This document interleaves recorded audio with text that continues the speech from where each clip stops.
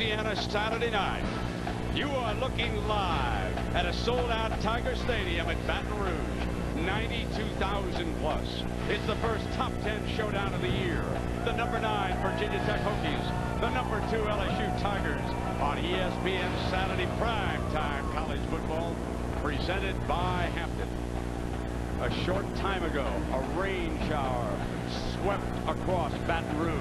Now just a light drizzle as Frank Beamer and the Hokies prepare for a road trip.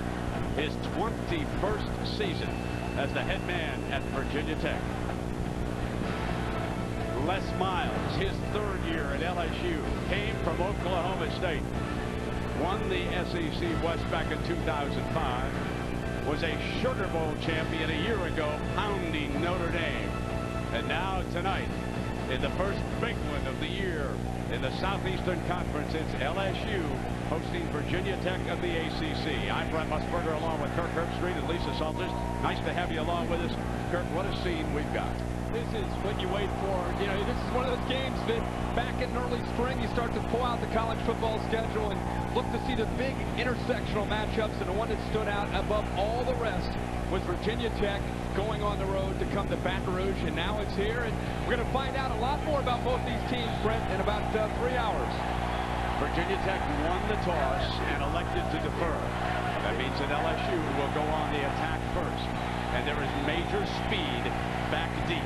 Early Doucette and Trindon Holloway. The youngster over on the right-hand side, folks, has run a legitimate 10.02. He'll be a candidate for the United States Olympic team come next spring. Jared DeBelli with the ball on the tee, and there is Early Doucette, their ace receiver, back two, along with number 8. So we'll see how Frank Beamer, who through the years has been one of the best special teams architects in all of college football. Choose your poison, Frank. Here we go.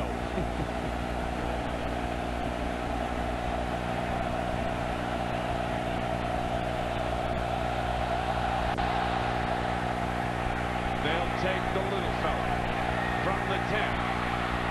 Looking for daylight. Trying to get an alley wide. Tech springs him out. Down inside the 15-yard line.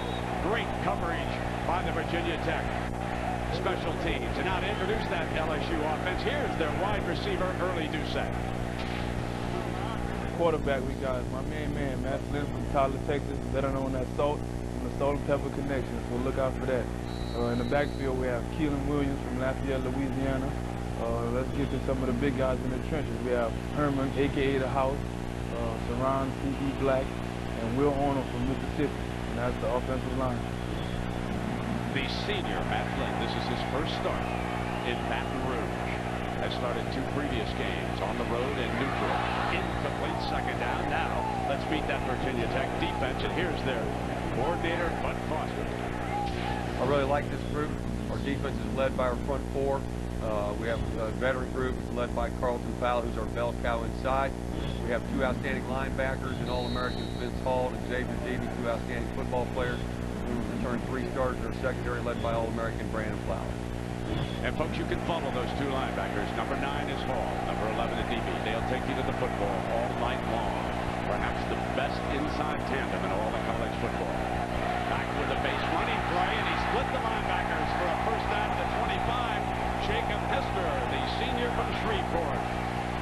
You're going to get a good look tonight at one of the more versatile players in all of college football. Jacob Hester seems to do it all for this team. They'll line him up as a tailback, and one thing I love about him is his instincts as a runner. You would think about him in his past as a fullback, yet you can see there the vision that he has, cuts back and picks up a first down.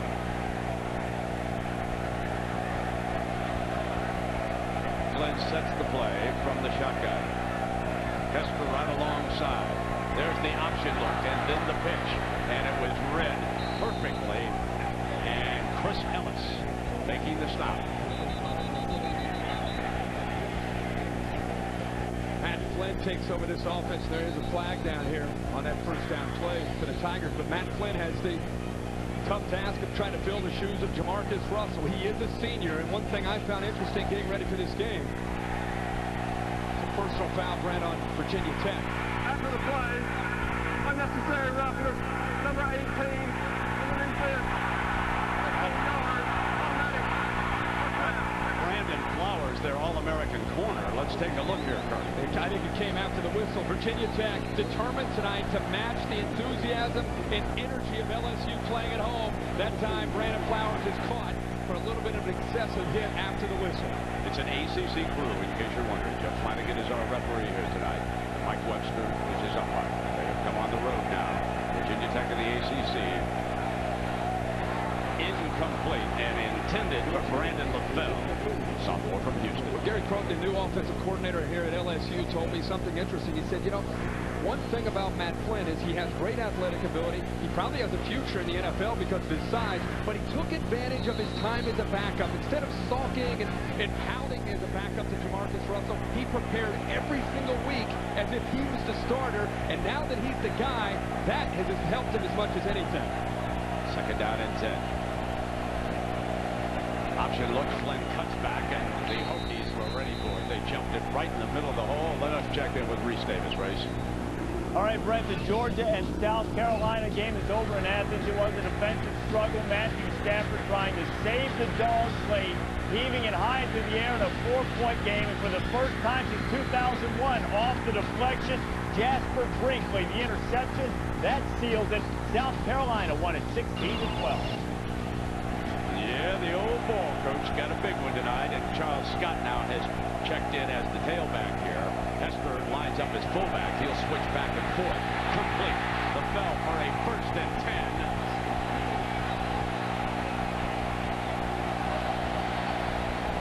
Everybody knows about LSU's defense and how aggressive they are. You're going to see two of the more aggressive defenses in college football. But Bud Foster he loves to bring his two linebackers. Picked up very nicely by LSU. And Matt Flynn puts the ball to the outside where only LaFell can make the catch. And it's another first down for the Tigers. LSU moves into Hokie territory for the first time. That base 4-3 look. Bud Foster's defense. Hall and the DB trying to get a negative play against him, but Hester's just pounding up the middle. And they are doing a tremendous job of blocking on those two linebackers here early. They are getting on him, Kirk, right now. Well, they're being overly aggressive by attacking, and that time Bud Foster, again, the defensive coordinator from Virginia Tech, took a little bit of a gamble by slanting his defensive line into the boundary, and Jacob Hester recognized that as soon as he had the handoff and cut it back against the grain for another nice game here. Second down. Shotgun.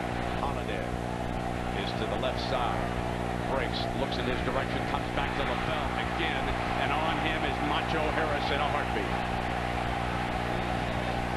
But it's another first down. Tremendous balance here to open the game by LSU. They've had an opportunity to mix it up. They're in rhythm right now as an offense. Virginia Tech has decided to come out with a lot of blitzing, so they're going to the quick game and getting Matt Flynn to get rid of the ball quickly. Impressive drive, and now he'll look over to the sideline to see if there's an audible being signaled in. He changes up, gives the call to the center, the left guard, and he gets straight on the blocking. Inside handoff, Hester again, and that time the Hokies jumped it at the point of attack. Cam Chancellor, their rover back, came up and made sure that play was forced back in. Let's go back to the play by Brandon Flowers, the personal foul that gave him LSU 15 yards. It really gave him some momentum. Bud Foster realizes there's a lot on his defense tonight. The margin of error is very small on the road and one of the tougher environments in college football. They can't afford to do little things like that, making mental mistakes to give LSU second life. Now the tight end flexes back. Zinger goes as an H-back, and whistle sounds, and this is going to be against LSU. Ball start. Number 71 offense. 5 yards. Still second down. That is senior Carnell Stewart, but this is his first year as a starter. He's from River Ridge, Louisiana. Brett, as you know, the reason the margin of error is so slight is when the Virginia Tech offense comes out here with a quarterback in Sean Glennon in this atmosphere, it's going to be tough to pick up yardage. Field position is crucial tonight. Flynn, shovel pass to the inside. Hester breaks free. headed for the end zone and stopped just short of it. What a good-looking play, and Jacob Hester, the senior from Shreveport, pounds into the 5-yard line. That's a 28-yard gain. Folks, they're attacking the middle of this D. And this gives you an idea of the versatility of Matt Flynn. Does he have the ability to throw the football to Marcus Russell? Probably not. But did he give you a quarterback with great instincts and very comfortable in sitting to the pocket? That time he dumps it off a little shovel pass. I always think of Doug Flutie flipping it like that. That's a great play by Flynn. Scott, the tailback, Hester, the fullback, straight ahead. They will frequently line him up. And there's your touchdown. They line him up as the fullback. They used that against Mississippi State. Before the night's over, if they get into that red zone, you will see number 18 switch from the tail to the fullback, and it gives them a second dangerous runner. You should talk about an opening drive. 10 plays, 87 yards, 5 runs, 5 passes, and a touchdown. Colt David. That's right. Colt David. Right to the heart of the target.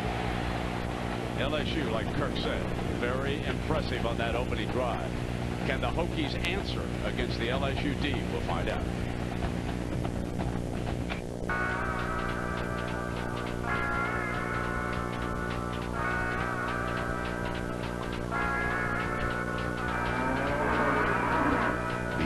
First million to register at freechickenandcoke.com. Red 88. And now another priceless pep talk from Peyton Manning. Heard you and the spouse had a big fight. Okay, it happened. So now what? But here's how the guys and I handle it in the locker room. First, we all sit cross-legged in what we call the friendship circle. Then we just share our thoughts and listen to each other's feelings. No, we don't do any of that stuff. We're football players. Usually, we just take the smallest guy to the goalpost and call it a day. Go to Priceless.com for a personalized pep talk you can send to a friend.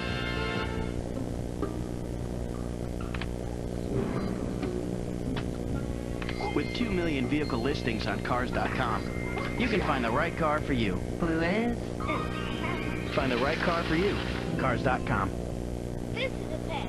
A pen. Oh, a pen. This is a cone. A what? A cone. Oh, cone. This is a hole. A what? A hole. A hole! Life comes at you fast. Calling me? Ron, am I covered? Yeah, you're covered. With our exclusive nationwide blue ribbon claim services, there's nothing to worry about after your car's been in an accident. We can even guarantee all repairs in writing for as long as you own the car. Told you we were covered. To switch to Nationwide, call an agent today. Nationwide is on your side. Kenny, I need 50 pounds of roast beef. Sorry, Pat. We're all out. No, don't give me that. What, did your wife wolf it down for breakfast?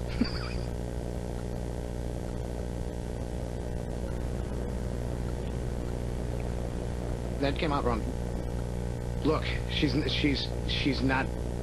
look at me. I mean, we probably wait a... The network you can trust, AT&T. Buy any phone and get up to 4 free.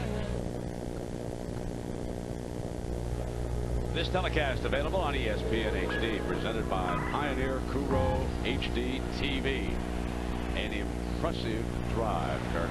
Unbelievable way to start for LSU. You get so excited to come in here and watch the Tigers and watch the defense come out, and the offense goes right down the field and mixes it up so well. As I said, balance to me is the key in today's game of college football. Whether you run the spread attack or you're more conventional, and to go 10 plays, 5 rush, and 5 pass, 87 yards in 4 minutes, business-like methodical drive right down the field. So Virginia Tech sends a couple of wide receivers back deep for Josh Jaspers. Kickoff. Josh Morgan, number 2, and Eddie Royal, number 4, are back deep. And here comes number 4. Royal has a seam. Crosses midfield to the 48. Answers with a tremendous return on the kickoff. And now for 30-30, let's check in with Reese Davis. All right, Brent, Alex Rodriguez has gone yard twice for the Yankees against the Royals. Numbers 50 and 51 of the season. He's driven in 138. By the way, 48 of those home runs have come into third baseman. That ties the Major League record. Tennis, Roger Federer going for his 4th straight U.S. Open title. He takes out Nikolai Davydenko. He's got Novak Djokovic in the final. SportsCenter after the game. Stay current with ESPN News. 37-yard kickoff return. They come back with Brandon Orr, their tailback, and he is jumped by the heart of that LSU defense, which is the defensive line. But let's meet the Virginia Tech offense, and here's Coach Frank Beamer. We hope you'll see an improved offense this week. We're led by Glennon, our quarterback. We think we've got a good tailback in Brandon Orr. We really like those fullback, our wide receiving core tight ends. We think we've got good ones there. Our offensive line is led by Dwayne Brown. He's tough, and he's getting all those other guys tough. His right guard's plenty tough, too. Sergio Render. Not an overly impressive opening week by this offensive line, and now they're blocking perhaps the best defensive front in college football. On his first pass, dropped by Morgan. Should have had it on the slant, and that won't help him because here comes 3rd and long. And let's meet this LSU defense. Here's coordinator Bo Pelini. Taking a look at the LSU defense, we're led by All-American defensive tackle Glenn Dorsey. He's backed up in the middle by linebacker Ollie Highsmith and very talented group around him. And our veteran secondary is led by strong safety Craig Stokes, who started here last week with 3 interceptions. Pelini and Foster, 2 of the best defensive coordinators in all of college football. Here tonight, Pelini joined the Miles staff at number 72. Dorsey goes over against the right guard, and there's their first sack of the night. Curtis Taylor, the free safety, his first year as a starter for the Tigers, rolls in, and there was heat up front. This is where Bo Pelini, as a defensive coordinator, really excels at attacking a pass protection of an offense. In this case, he's got Taylor coming off the side. He creates confusion with the offensive line. Linebacker and safety comes up. The back takes one of them, and Taylor comes free on the outside. You'll see that as a reoccurring theme tonight on 3rd down for this LSU defense. So they cannot advance the kickoff return, go negative on the yardage, and front Bowden into punt for the first time. Doucette signals fair catch at the 14-yard line, and that's where Doucette and his offensive buddies will put it in play. If you just joined us, LSU looked like the number 2 team and perhaps the number 1 on their opening drive.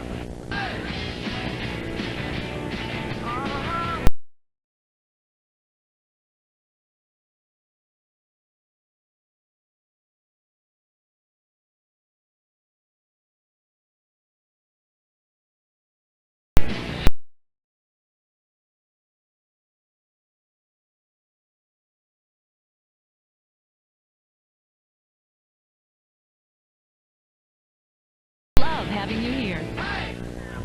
My house. Party's over, bud. Hit it. What's going on?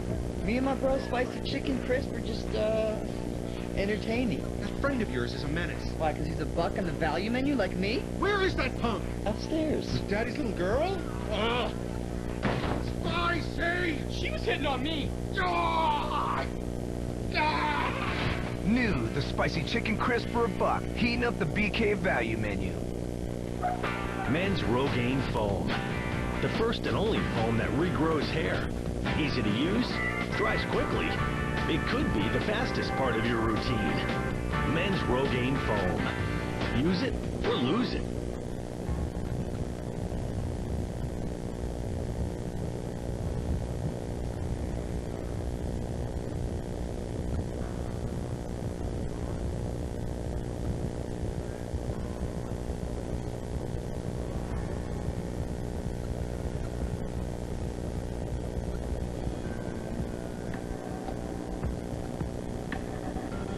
Introducing the revolutionary Curl. Ravens Bengals at 7, Cardinals 49ers at 10:15, Monday on ESPN.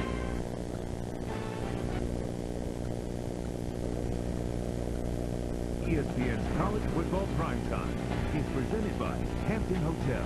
At Hampton, we love having you here. And in part by Burger King, who remind you to have it your way.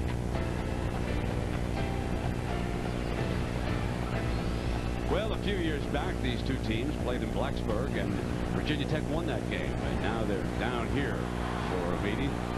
Frank Beamer coming into this stadium for his first game. And we will see if young Flynn and drive this offense again. They look crisp, didn't they, folks?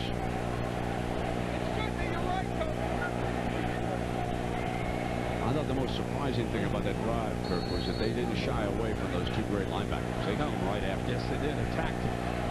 It's a big series for Virginia Tech's defense. First and 10, and they rise to that challenge. And you know, this is Virginia Tech's first road trip since the tragic events of last April 16th, and the LSU band certainly paid its respects. And for more, let's go down below now to Lisa Salters. Lisa? Well, Brent, the Tech players weren't even out here on the field for that rather moving tribute. As you said, LSU's band playing the Virginia Tech alma mater. That has never happened before here in Death Valley. But players know that that kind of compassion is going to be there for them, right or wrong, good or bad. They are the team that people are pulling for. Sean Glennon said, hey, the tragedy, people looking for us for healing. We know it's going to be there all season. Right now, they've got to stop this offense, Lisa, as Brandon LaFell, number 1, gets open running a post and takes it on down the field. But to just follow up on Lisa's story, the college community across this nation is helping Virginia Tech heal, and I'm sure they're going to have tributes like this all throughout the rest of the season after that just horrible, unspeakable tragedy back in April.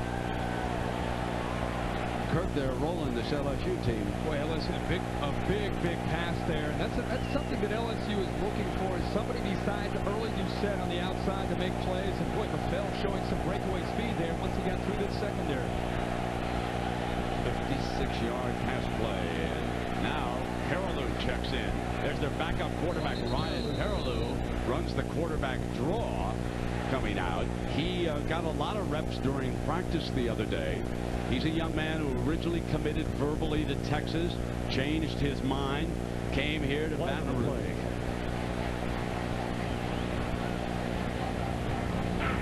Holding number 74, offense, 10 yards, 3-play first down. I thought it was interesting, Brent, that Garrett Croton and Les Miles took a little heat for a 45-0 performance last week. People thought, boy, it was a little vanilla on offense. Well, I mean, they were in control of the game for the most part.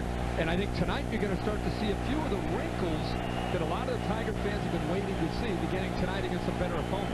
On the quarterback draw, you watch what the center does, and of course he was flagged for holding on that play. And now Flynn checks back in, and Charles Scott. He makes his way close to the 20-yard line. Forcing number 1, Macho Harris, to make the stop. Boss man likes this play. Well, they have great skill, but they also can get very physical. You're going to get a good block here, a seal block, and then you'll see Doucette come in as a great wide receiver, a first-round receiver, showing that he's willing to get tough and get physical as well. They steal the outside, they outflank the defense, and there's the speed of Charles Scott to pick up another big game for the Tigers. A lot of formations to put Doucette in slot. He is the closest to the left tackle. Flynn looks though the other way. He's got one-on-one. Telfair, there was some bumping, no flag. And we will check in with Reese Davis.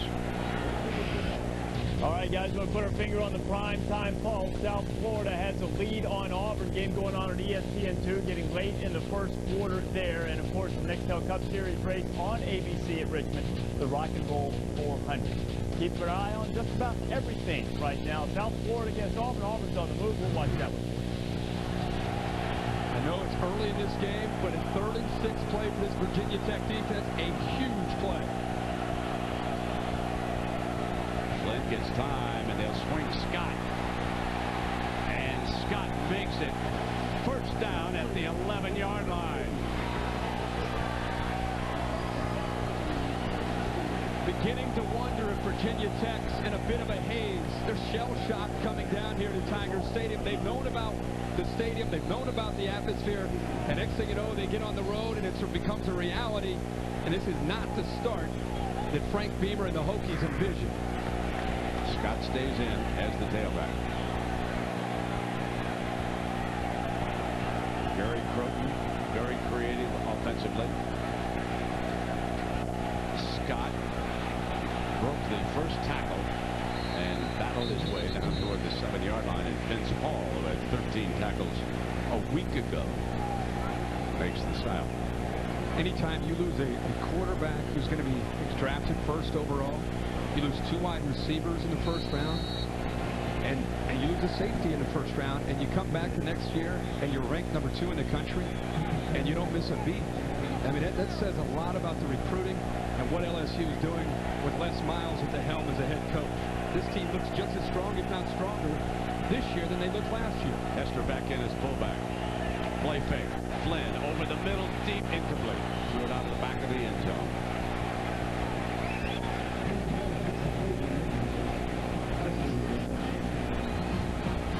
But you've been following the game a long time, and you've seen teams over the years lose great personnel. And coaches at premier programs don't like to talk about rebuilding, but a lot of times it does take a little time to be able to restock the offense and to be able to have the same kind of firepower. But they've missed those players, but they've had some new players step up.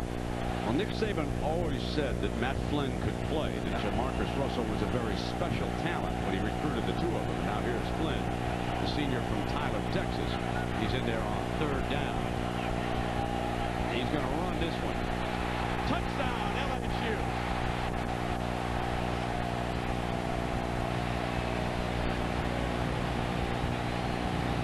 Two series, 2 touchdowns.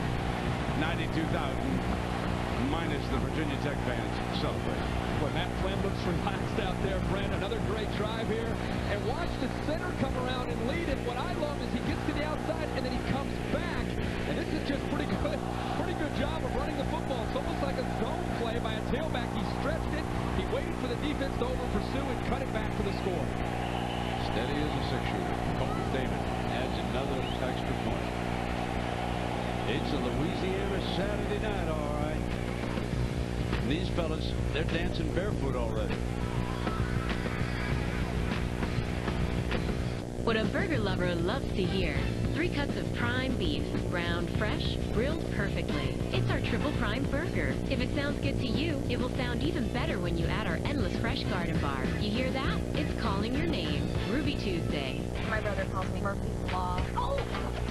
On September 21st, falling in love with her is easy. Kim's the one man. Not getting hurt could be a problem. Sorry. Good luck. Shot. Rated R. September 21st. How long have you been up there? I don't know. I think a while.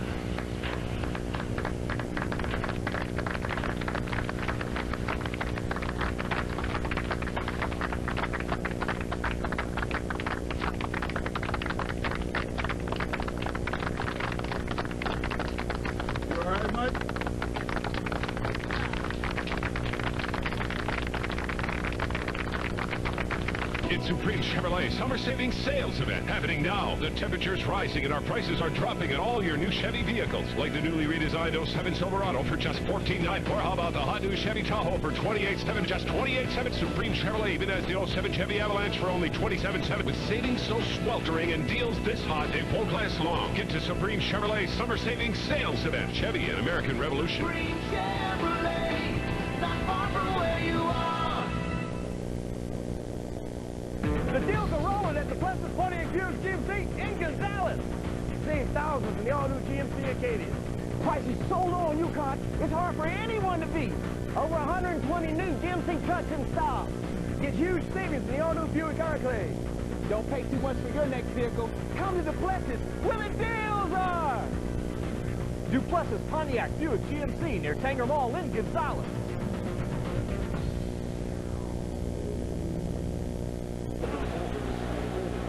Great time of the year to be a sports fan. College football starting to heat up. NFL moves center stage, and then a Monday night returns to ESPN. We got a doubleheader for you, folks. So let's stress the time. 7 Eastern. Ravens take on the Bengals. And then after that, it'll be the Cardinals and the San Francisco 49ers. And a little bit short here this time. One of the FMAX fields is on the 25-yard line to the 26.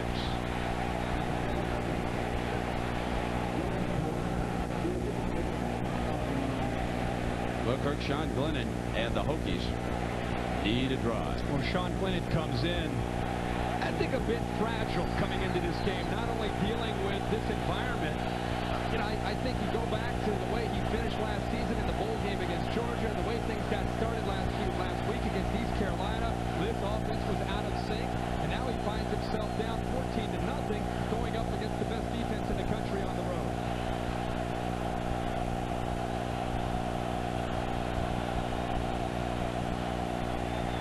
Here's 4 down at the 29-yard line, and we talked to Sean Glennon about playing in this SEC environment. I'm excited for it, really. I mean, I'm not wishing for the earth to shake underneath me, but it's fun going into a hostile environment against a, our #2 team in the country and playing a game like that. It's a lot of fun playing at home, having a crowd behind you, but sometimes it's just as much fun to go into an environment like that and kind of have the odds against you. Mr. Dorsey is now the right defensive tackle. He'll flop from time to time. Glennon drops it off into the middle to Moore, and rotating back is Tyson Jackson. He's perhaps a future #1 draft choice down the road too. He's only a junior. Well, Brent, the thing about Sean Glennon, and he does have 14 starts under his belt. The thing you worry about in his case is confidence and maybe a lack of confidence. He's talking about being confident, but yet when you're booing your own stadium by the student body and they're all begging for the backup, the true freshman Tyrod Taylor, you got to wonder what kind of effect that can have on him.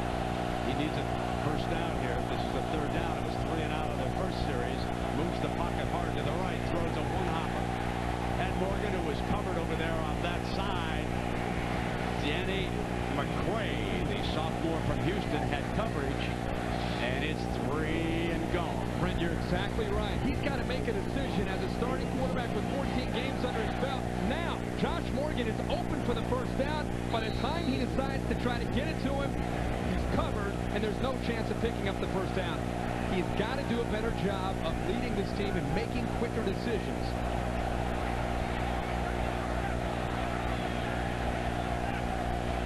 So here's Donovan. End of punt again. Early Doucette, another fair catch, runs up to the 26-yard line. Now, the thing to consider tonight, and what Frank Beamer has to consider over there on that far side, will he use his freshman right behind Glennon right there, wearing number 5? That is Tyrod Taylor, perhaps the best all-purpose freshman quarterbacks in the country. And he is the real deal. Now, I had a private conversation with Frank, and he said it's going to strictly depend on how this game unfolds. And Kurt, you know a lot more about his skills. Well, he runs a 4.39 40. He's got a 39-inch vertical. He's what you're looking for to run a versatile attack. Pound with Hester. Hester's running to daylight up the middle. And I want to tell you, they are getting on those 2 great linebackers. They're coming right up the gut on a very good defense. But what they're able to do here is they just come right down the defensive line. They attack down. The tight end comes down. The tackle comes down. And then they kick out with the backside guard. And it opened up another big hole. But, Brent, it's interesting to see this mentality of this LSU offense. They're not shying away, obviously. They've got a lot of confidence, and they're going right after Hall and Adebe. And Surin Black, the big tackle, got on number 11 that time, and that was a total eclipse when he got out on him. Flynn, middle, high, incomplete. I want to finish a thought about Tyrod Taylor, and Brandon Flowers appears to be down, but do you go to a true freshman on the road in a tough environment where he really doesn't have any experience? And I know he gives you upside with athletic ability, but it's just the inexperience of being in this atmosphere. Here's how Frank answered that. He said he is beyond his years. When he's watched him, and he had played Lane Stadium back in the spring in front of a very, very large crowd, and he was impressed with how he handled it. Now, he then went on to say, but it's a little bit different. I was going to say, come in here. The spring games at Tiger Stadium on a Saturday night. He conceded. Now, and you say, well, doesn't he want a red shirt? Well, he may not be around that long anyway. If you get a great, great freshman prospect, I mean, you just ask Pete Carroll out in Southern California, you get him in there. You use him. And if that rush becomes something that the Hokies can't handle, Frank at least has to give it thought. Sean Carmichael checks in now into that defensive backfield for the Hokies. Here's the toss play to Hester. Makes the most of it. With a 46-yard line. Let's go to Reese again. Brent on ESPN2. South Florida trying to make a statement for the Big East against Auburn, and former Alabama signee Mike Ford going in for South Florida against the Tigers. And the Bulls are up 14-3 in the first. The nation's 2 longest winning streaks coming to an end. Boise State loses. BYU about to go down. That'll leave Wisconsin at 10 in a row and playing UNLV tonight as the longest. Reese, write it down. Mr. Locker up there in Seattle can play a little football. That's an entirely different looking Husky team. This is early Doucette. Stopped at the line of scrimmage about the 46-yard line. And Kirk, what impresses you about some of the things that Reese has been reporting on? Well, the scores, I watched all the games throughout today, and we'll get into some of that throughout this broadcast, but the Michigan score to me just blew me away. Watching that game, watching how good Oregon looked, and how slow, again, Michigan's defense looked, just shocked me. There's a flag down on this punt. It hits just at the goal line and comes out to the one, but let me go back. There is a flag. 4-yard line. Patrick Fisher was the punter. The linesman over here on the near side in front of the LSU bench.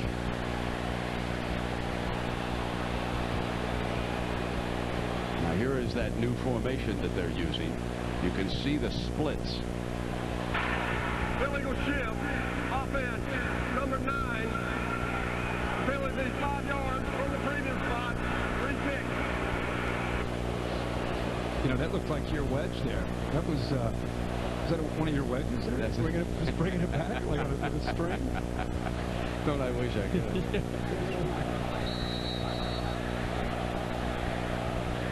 So it comes on back. It was a beautiful thing to watch. But now let's check out this punt formation. A lot of folks are really nervous about this. All right, there's 3 protectors back. Now, Beamer says, yeah, we can block one against this. Not easy, but we can return one. They pick him up, they let him on through, and they were closing in that time. And that penalty is going to cost them about 16 yards. That fair catch. He made it at the 17-yard line, Eddie Royal.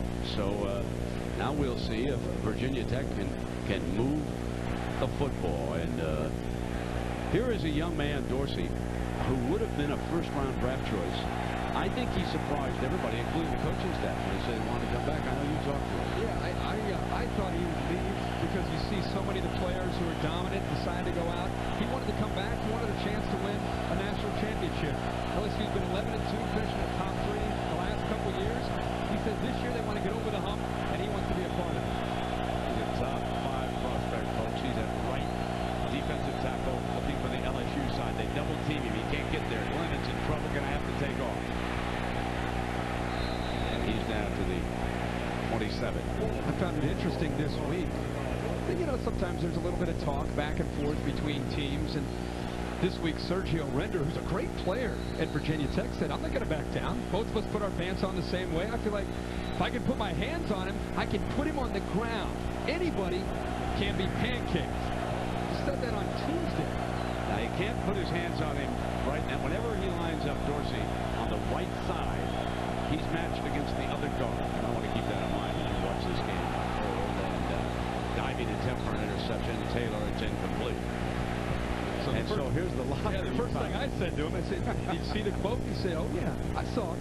He goes, the only thing I can say is be careful what you wish for. And I said, do you have it up in your locker? And he said, yep, there it is, in his locker all week. He's been thinking about this opportunity, and I'm sure Sergio's been thinking about it on the other side. But I want to make sure people understand, Sergio Render, about 315 pounds, number 70 when they go head-to-head. That's a great matchup. Virginia Tech searching for its first down of the night here in Baton Rouge. This is 3rd and very makeable. 3 down. Come after him, intercepted. Picked off by Craig Stelz, who picked off 3 last week against Mississippi State. 7 interceptions already for Bo Pelini's Ballhawks in well less than 2 games. Bo Pelini loves 3rd down. loves to attack, loves to come after a quarterback and an offensive line, and it forced Sean Glennon to get rid of the ball before he was ready to throw, and therefore he wasn't able to even recognize that Craig Stelz was sitting right in front of his wide receiver. He threw it right to him for another easy interception for Stelz. That's his 4th this season. It's a pretty good year. 2 games, 4 interceptions. A speedback, Keelan Williams. They are 4 deep at the tail. And Flynn kept it off a beautiful ball fake. Made it to the 13-yard line. So number 15, who scored a touchdown a short time ago, said, I like that running style. That's the wrinkle that he'll bring to this offense that you couldn't see with Jamarcus Russell. And that's what Gary Croton, the offensive coordinator, has brought to this offense. I thought it was interesting. Gary Croton said, you know, I came in and I wanted to learn their offense. I wanted to learn their terminology. I didn't want to bring in an entire new offense. So it's a combination of Les Miles' his style and what Gary Croton wants to bring in. And that spread zone spread look is what he brought in. Ring Johnson in as the lead fullback in front of Williams, trying to open it up. Paul stepped up into the point of attack and joined with his defensive front in jamming that play up. Nikos Brown also helped him.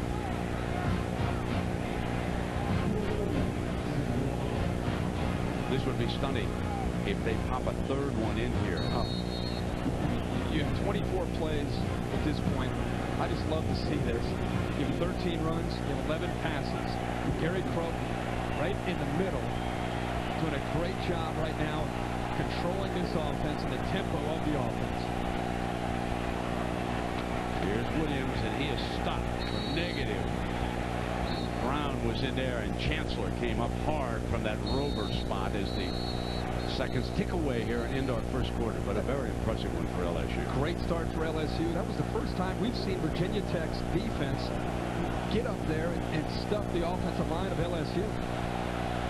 So Nikos Brown comes off the bench. The sophomore gives that defensive front a lift. Can Virginia Tech turn this around? We're about to find out.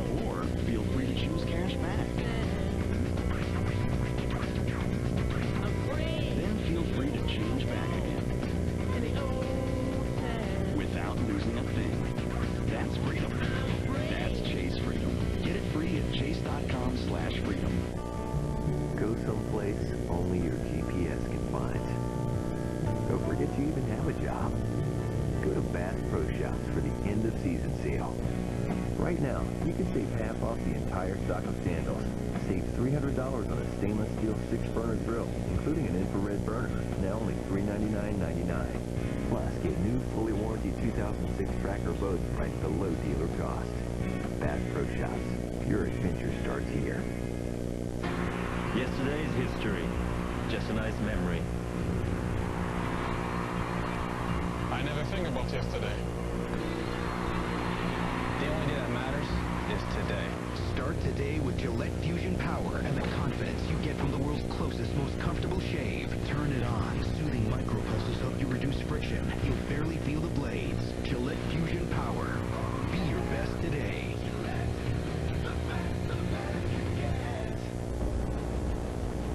This is too easy, man.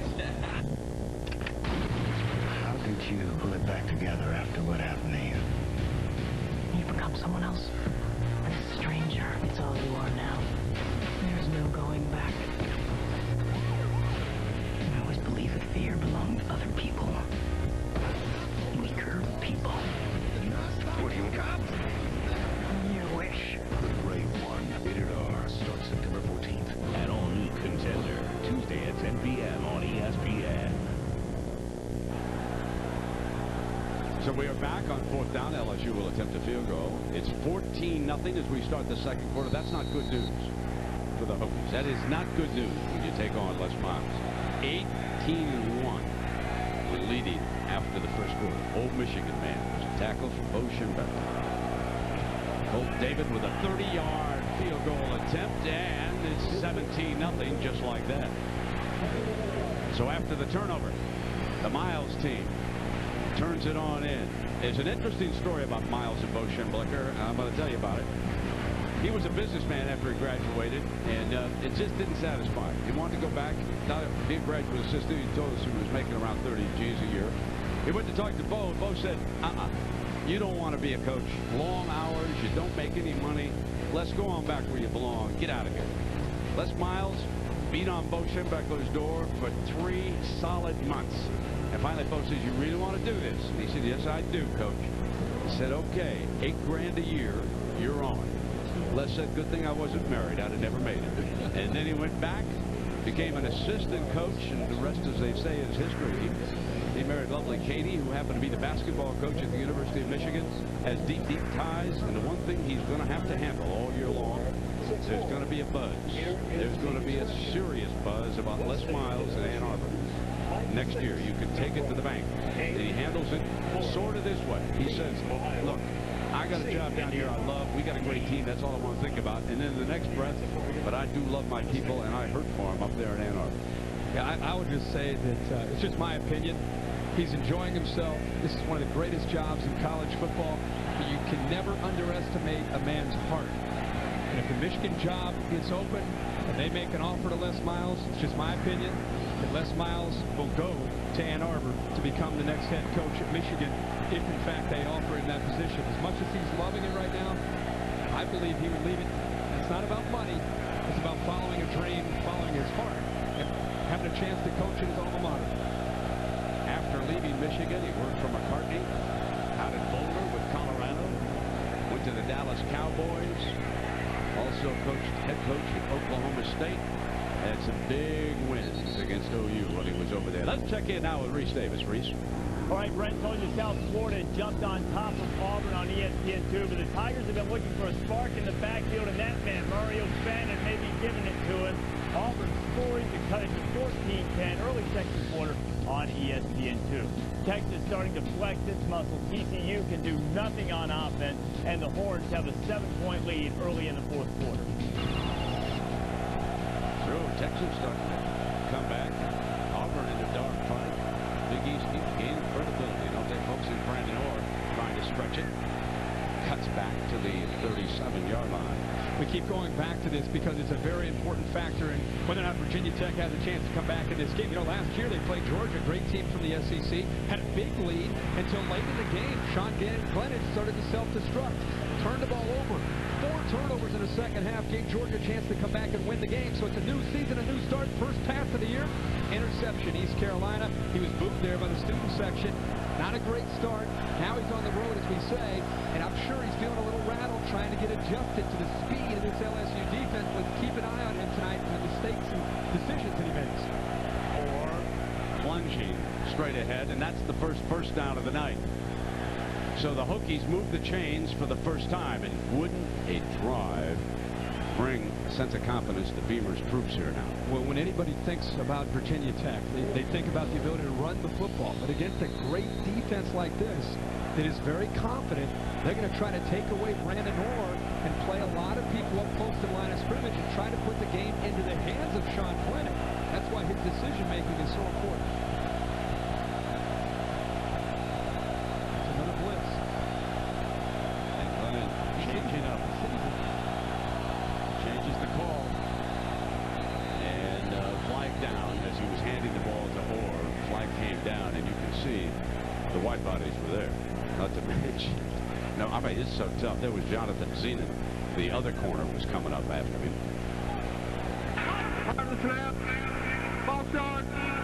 76 on the offense. 5 yards. Still first.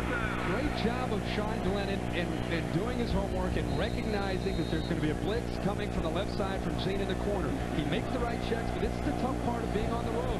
You're on the road trying to communicate with your offensive line. He thought he had everything ready to go, and right before he snapped the ball, Dwayne Brown, the left tackle, jumped. It's another part of the difficulties of dealing with playing on the road in college football for these quarterbacks to deal with.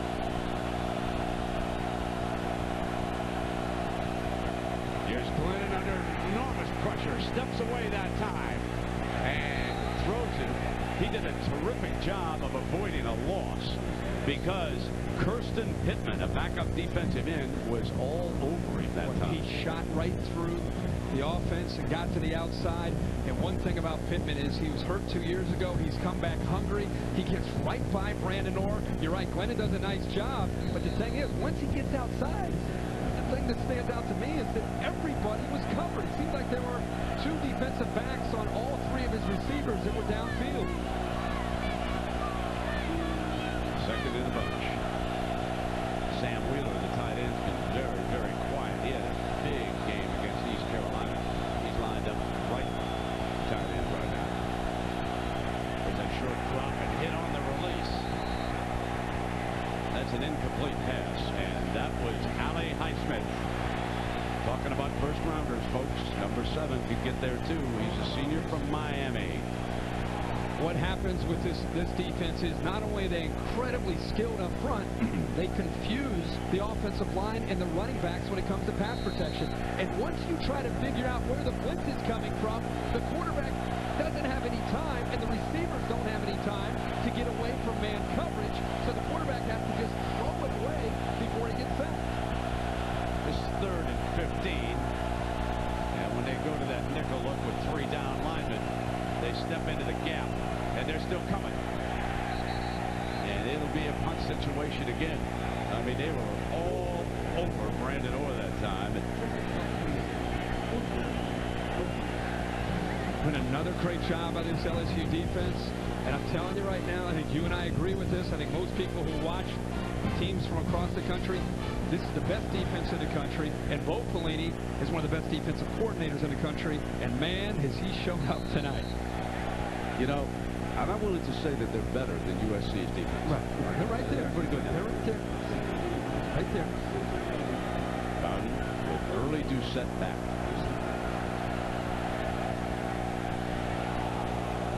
They were coming. Doucette lets it go. And it'll be down to about the 33-yard line right there. LSU of the SEC. Dominating Virginia Tech of the ACC.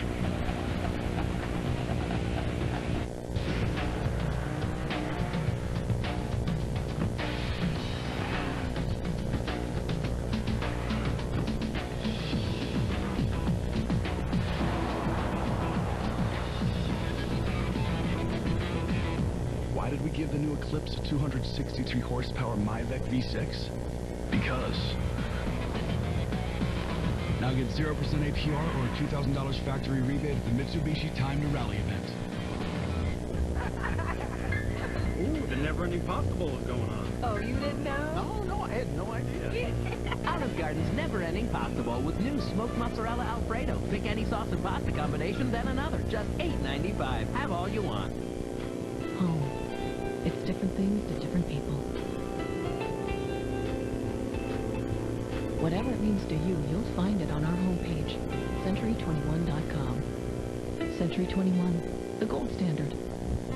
Provide your daughter with a night to remember by attending the first annual Purity Ball in downtown Baton Rouge, October 14th, featuring EMI Sparrow recording artist Britt Nicole.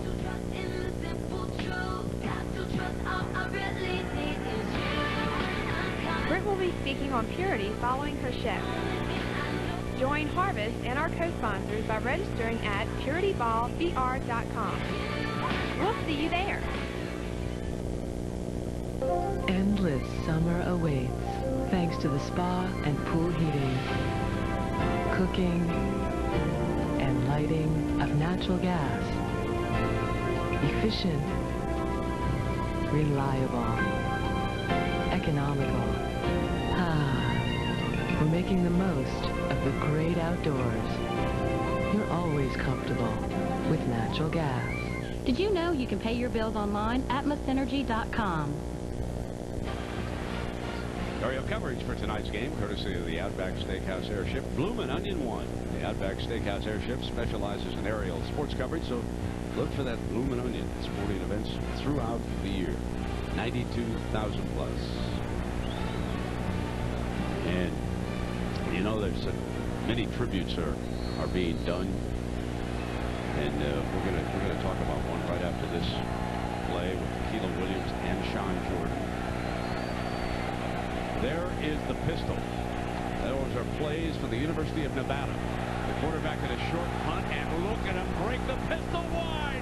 He's got breakout speed now. Touchdown, Keelan Williams, 67 yards. They fired a six-shooter that time. You pay special attention to this formation.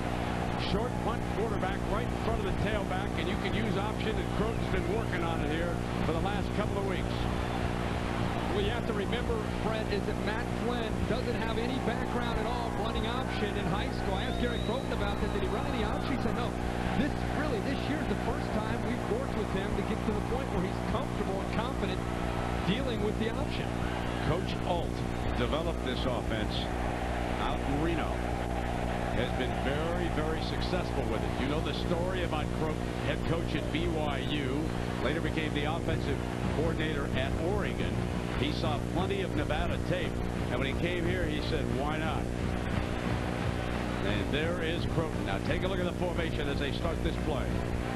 There is the quarterback. That is the pistol. Yep, he's up tight, much tighter than your traditional shotgun formation. Watch this. He has to be ready quick, but it's the block by Doucette on the outside on Brandon Flowers. And I think a lot of LSU fans, they love Jacob Hester. The last couple days we've been in town, I've heard a lot of people say, when is Keelan Williams going to get his chance to make a play? Great blocking downfield. I mentioned Doucette, Keith Zinger's down there making a great block. And then Williams, not only with the speed, but the tough running to be able to break a tackle. Once he gets to the open field, he is gone. One thing I didn't think we'd see is a blowout. Yeah, that's one thing I didn't think. But we've been talking about it since Thursday that we've been in town, and we've noticed everybody from LSU is confident. The coaches have been confident. The players that we talked to, kind of a swagger about them. I think they were expecting a blowout. I thought Virginia Tech's defense would come in here and have a chance to compete. After all, the last 2 years, they've been the #1 defense in college football.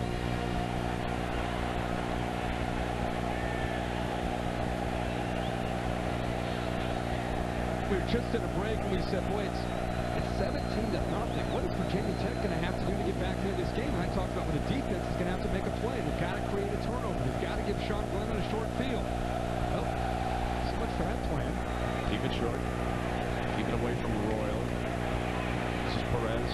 He is down. And Lisa, there have been some very nice tributes for the Virginia Tech family. That's right, Brent. One of them, a 9-foot-tall hand-stitched quilt that was presented to the Virginia Tech Alumni Association. It's like a giant mural, and it's got the Virginia Tech logo in the middle with different panels of the Louisiana culture all around it. 25 students helped to stitch it, and 3 are very unlikely seamsters. 3 LSU linemen, Herman Johnson, Saron Black, and Cornell Stewart. It was Johnson's mom who asked the kids if they would do it, and during Katrina, they said the people helped them out, and it was something that they gladly did because they thought it would be a cool gesture and a way to give back. Right? Yeah, very nice. And Lewis checks in as the running back. So Orr will sit this series out, and he gets the carry. Not to make matters worse, but this Virginia Tech offense is not only off to a slow start, they're not necessarily equipped to get down 24-0 against anybody, let alone in this atmosphere against this defense. As I said, I think you have a fragile offense. Last week against East Carolina, Sean Glennon was harassed the entire game. He was sacked 4 times. He had mental errors the entire game. Dropped balls by the receivers. 4 throws by Sean Glennon. And now to start off like this, I think they're rattled, obviously, in a very tough position to get back into the game. Timeout. Using up too much time. There's the clock wound down.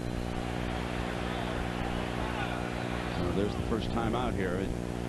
So far, it's been a half to forget as far as Virginia Tech is concerned. LSU soaring tonight. Ravens Bengals at 7, Cardinals 49ers at 10:15, Monday on ESPN.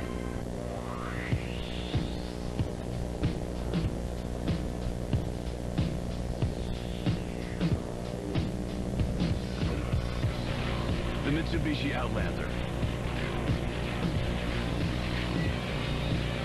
Out everything? Everything. Get your Outlander with 1.9% APR at the Mitsubishi Time to Rally event. Here's a radically simple suggestion from eLoan. If your adjustable mortgage rate keeps rising, maybe it's time to call eLoan at 1-800-TRY-eLoan or go to eLoan.com for a fixed rate mortgage with one low monthly payment. eLoan. Radically simple. Here's to men who want more time at the game and less time in the men's room. And here's to Flomax. In 1 week, Flomax may relieve male urinary symptoms due to BPH, also called an enlarged prostate. Only your doctor can tell if you have BPH, not prostate cancer. Common side effects of Flomax are runny nose, dizziness, and decrease in semen. Upon standing, a sudden drop in blood pressure may occur, rarely resulting in fainting. So when starting Flomax, avoid situations where injury could result. If considering cataract surgery, tell your eye surgeon you've taken Flomax. Could you feel a difference in 1 week? Ask your doctor about Flomax. One Flomax a day could make a difference in 1 week. Something very special about that tie. You like that? I do. Guess how much? I don't want to get. I'm going to tell you. $12. Oh, how you going to beat this? Double cheeseburger, $1. The McDonald's Double Cheeseburger, one of the extravagant choices on the dollar menu. Are you a dollar millionaire?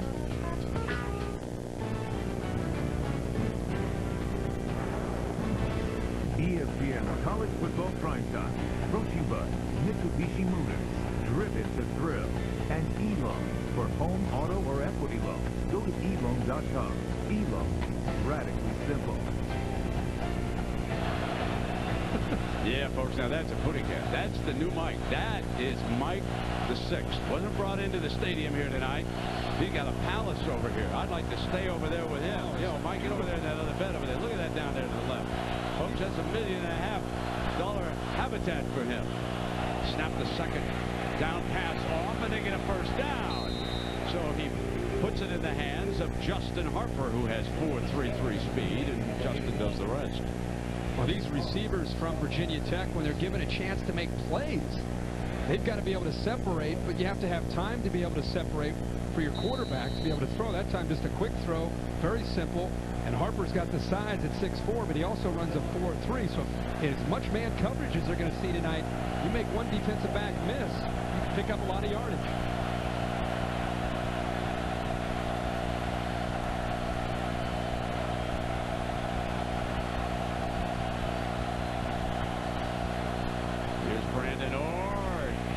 Breaks the first tackle, but three defenders stretch it out. No chance. Luke Sanders and Curtis Taylor. Let's check in with Reese. Right, Brent, primetime pulse on the family of networks on ESPN2. South Florida just intercepted a Brandon Cox pass in the end zone, so the Bulls continue to hold a 14-10 lead on the Tigers. On ABC, there's a red flag in the race, just over 100 laps to go in Richmond in the Rock and Roll 400. Tony Stewart is leading. Jeff Gordon and Jimmy Johnson on his tail, hoping to catch up. Red flag conditions right now. They'll get it started in a bit. All right, Reese, and here it is second down and long with LSU leading Virginia Tech 24-0. Glennon from the shotgun snaps one off low and incomplete. And Harper wanted the ball up over there that time, and so it'll be 3rd and 13. Well, you mentioned USC might have the best defense, and I think LSU has the best defense, and time will tell. They're both supreme when it comes to college football. But when you have corners like Chevis Jackson on one side, number 21, on the other side, 19, Jonathan Zenon, it allows you to be so creative in what you can do. And Pete Carroll and Bo Pelini happen to be very good friends from the time that they spent together in the NFL. And you look at their styles and how confusing they are. It's no wonder that those are the top 2 defenses in the country. They're both good, folks. Real good. And they could meet in January, right down the road in New Orleans. That's right. That's where the BCS championship game is. And USC sitting 1. Their penalty flag comes flying now. USC 1 and LSU 2. And if they run the table, they'll be there. That'd be great.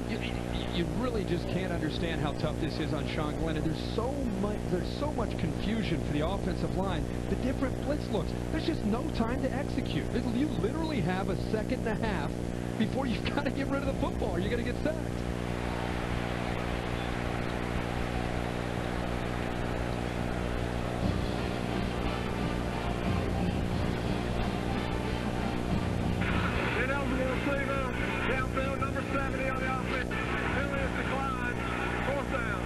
Big Sergio Render, the big guard. He was looking for somebody to hit. Eligible receiver. He wanted to get out to the right. He got out a little bit quick and tried to set up that screen. The defense from LSU just way too fast. You just, again, can't say it enough. It's tough to execute when you don't have any time. 10 first downs for the Tigers, 2 for the Hokies. He set his back deep. Bowden to punt it again.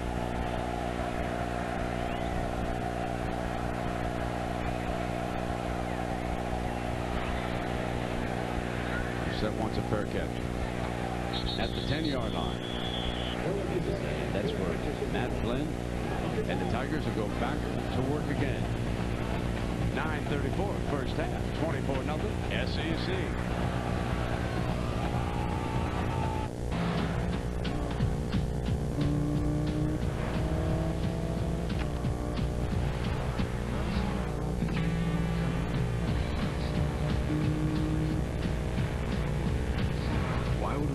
Sport-tuned suspension and magnesium paddle shifters on a Lancer?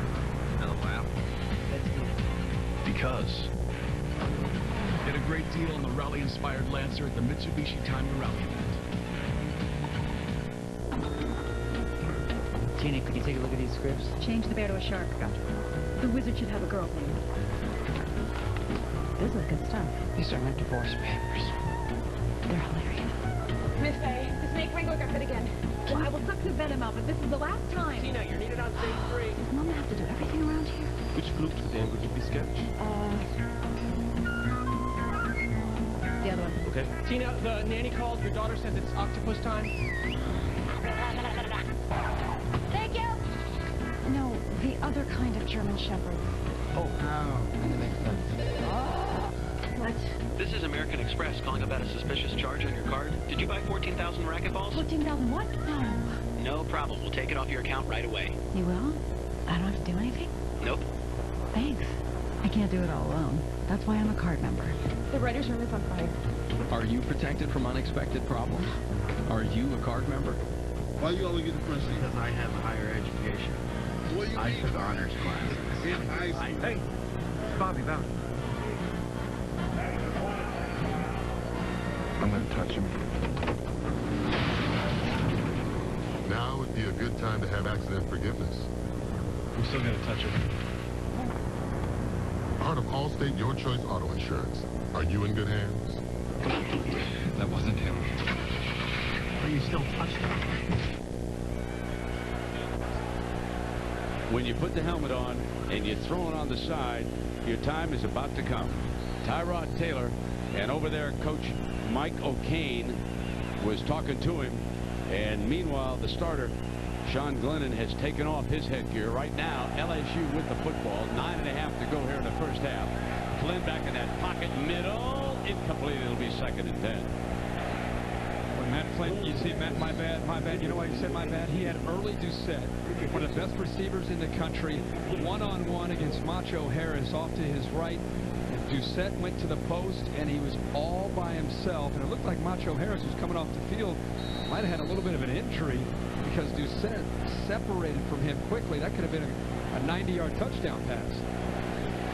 For 26 plays, LSU averaging better than 10 yards a play, and the defense is holding the Hokies to 1.6. Here comes Williams.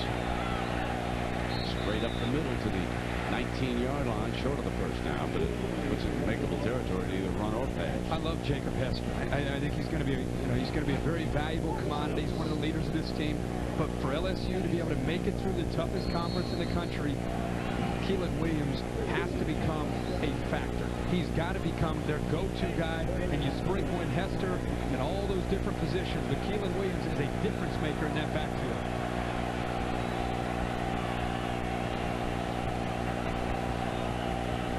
Flynn gets time. First down, Brandon LaFell.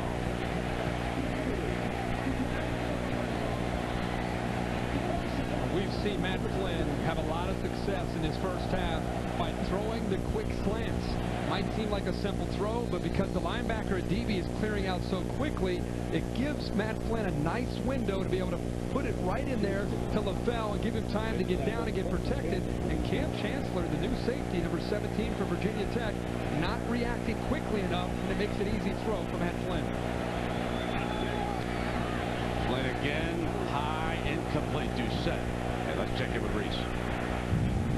All right, Brandon, it's time now for a SportsCenter 30 at 30 update. And Alex Rodriguez has done it again. Went yard twice, numbers 50 and 51 as the Yankees beat up on the Royals 11-5. Rodriguez, 48 of those home runs coming into third baseman, ties Major League record. Roger Federer advancing to the U.S. Open final. He'll face Novak Djokovic there. Federer trying to win 4th straight U.S. Open. SportsCenter after the game. Stay current with ESPN News. Back into that pistol look again. Here's the option. Flynn keeps it. He takes a whack that time, and that was Hall. Vince Hall. DB and Williams pushing and shoving down there. Well, that time, you're right. Vince Hall got around Sean Jordan, the fullback who went in motion, kind of the H-back, right in the middle of the screen. He gets around him, and boom, lowers it on Matt Flynn. That was the exact same play that went for the big touchdown the opposite way into the right boundary where he cut it back for the big touchdown. That time, Virginia Tech ready for it. Yes, one big difference. Vince Hall, the carrier. Yeah, okay. You're right about that. Here's Flynn now. Snaps it off, complete to Williams into the middle of that defense. And the DB runs him down from behind. And this will force an LSU punt. Here comes the punting team onto the field. And so we should be, unless there's a change of heart on that far sideline, just a few seconds away from seeing that youngster Tyrod Taylor see what he can do against this defense. Here's the unusual punt formation by LSU. It drives their fans crazy. Yeah, they think it's a disaster waiting to happen. I got to tell you, they're just not comfortable with this baby. Look at the separation. You know what Beamer Ball wants to do here. Get after it. Man, what a punt. He punt past the coverage. Oh, what a leg. Out at the 10-yard line. That's a 56-yarder. And, folks, it's time now just to take a little break away from the action for the Aflac trivia question. Who is considered the godfather of LSU football? I'll give you one hint, folks. Think politician. There is a flag down.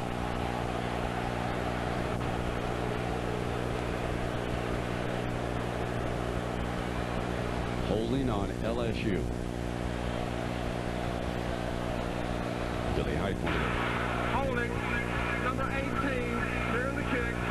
Penalty 10 yards to the previous spot. Replay, 4th down.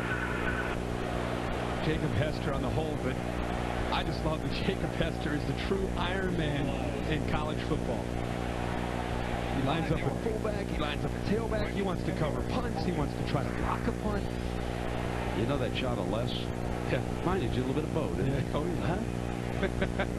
When I talk with Les, I feel like I'm talking to Bo. Same mannerisms. We were needling him last week. He said some unkind things about the Pac-10. First so thing we needled him when he came in, man. Well, I was hiding after Oregon State lost that game to Cincinnati. I didn't want to see it with Les. But his wife, Katie, at a luncheon the other day, she brought him a cap. And she got on him. The cap said Pac-10 rules. Pac-10 did okay today. Yeah, Tough they Thursday did. night with Washington. Yeah, they did. Yeah. Patrick Fisher back now. Blows it in, and he nails another one. Drives Royal back inside the 20. Fumbled it. Fumbled the football out of bounds, so it will be Virginia Tech football. Ooh, lucky break. Well, Sean Glennon's going to sit out and let the true freshman come out, and the reason he's done is not just because of his failures, but it's because of the LSU defense has confused the Virginia Tech offensive line. They can't get anything established. There's a timeout after a timeout. Frank Beamer is frustrated. Every time Glennon has dropped back to throw, the pressure has been all over him. Let's see what Taylor can do. Here is the youngster. They line him up in the power eye. He's going to throw. And if one hopper incomplete. And let's check in with more on the young man with Lisa. Lisa? Well, Brent, every Virginia Tech player that I talked to this week in Blacksburg, when I asked them about Tyrod Taylor, they all said the same thing, that he is the real deal. And I asked them, and I said, you know, I won't use your name, just privately. Would you like to see him get a shot? And none of them would say that, but they would just smile and say he is ready to take over a coach once or two. They say the thing that impresses them about him is that he acts like he's been in the program for 3 or 4 years already. Hampton, Virginia, handing off this time, Lisa, to the 16-yard line. Now he faces his first long third down. You and I have been watching this game for a long time. Let me try to explain to you right now what Tyrod Taylor is facing in this stadium. You cannot underestimate the mind and the way it's working and how the nerves that he's trying to deal with and cope with. I know he has talent. I know he's going to have a great career. Right now, LSU's defense could be in jock straps and he wouldn't know the difference because he's not even, he can't see him. He's just, his head right now. That would be a sight. It's spinning it around.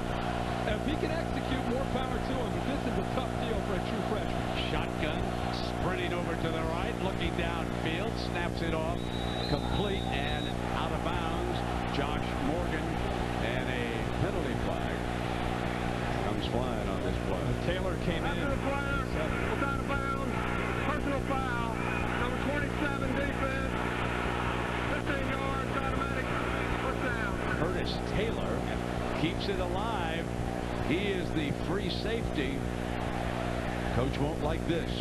No, it's the first mistake that we've seen LSU make the entire first half, and it's a good call. He's out of bounds, 27 in white. Taylor comes through. You can really see it right here. Out of bounds, boom. 15 yards. First break the Virginia Tech's caught. On his first service, he gets a first down. There you go. Okay. Good for him. Any way you can get it.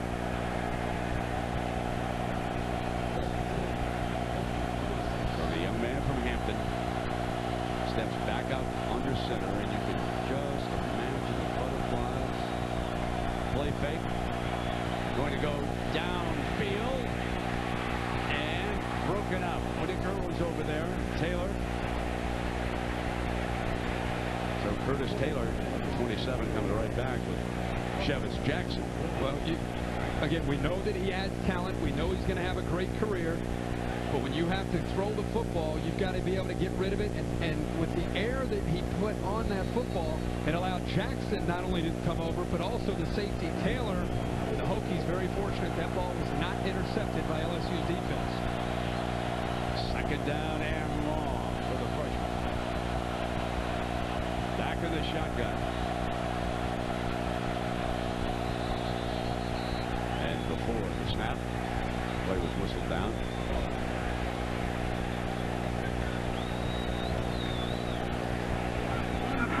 Start. Number 51 offense. 5 yards. Still second down. That's Matt Welsh, backup guard, in on the field. And this offensive line facing tough test for Coach Beamer. They take a step forward and a couple back. It's been that kind of night for Virginia Tech.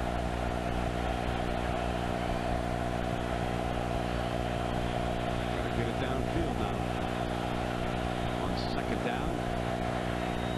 He's got that one-on-one, goes far side, incomplete. Royal, the intended target, and Jackson The defensive back had his one-on-one coverage right there, and Jackson did a good job. He had one-on-one coverage, and he actually had more than a second and a half to be able to try to throw the football. I mean, he got back there.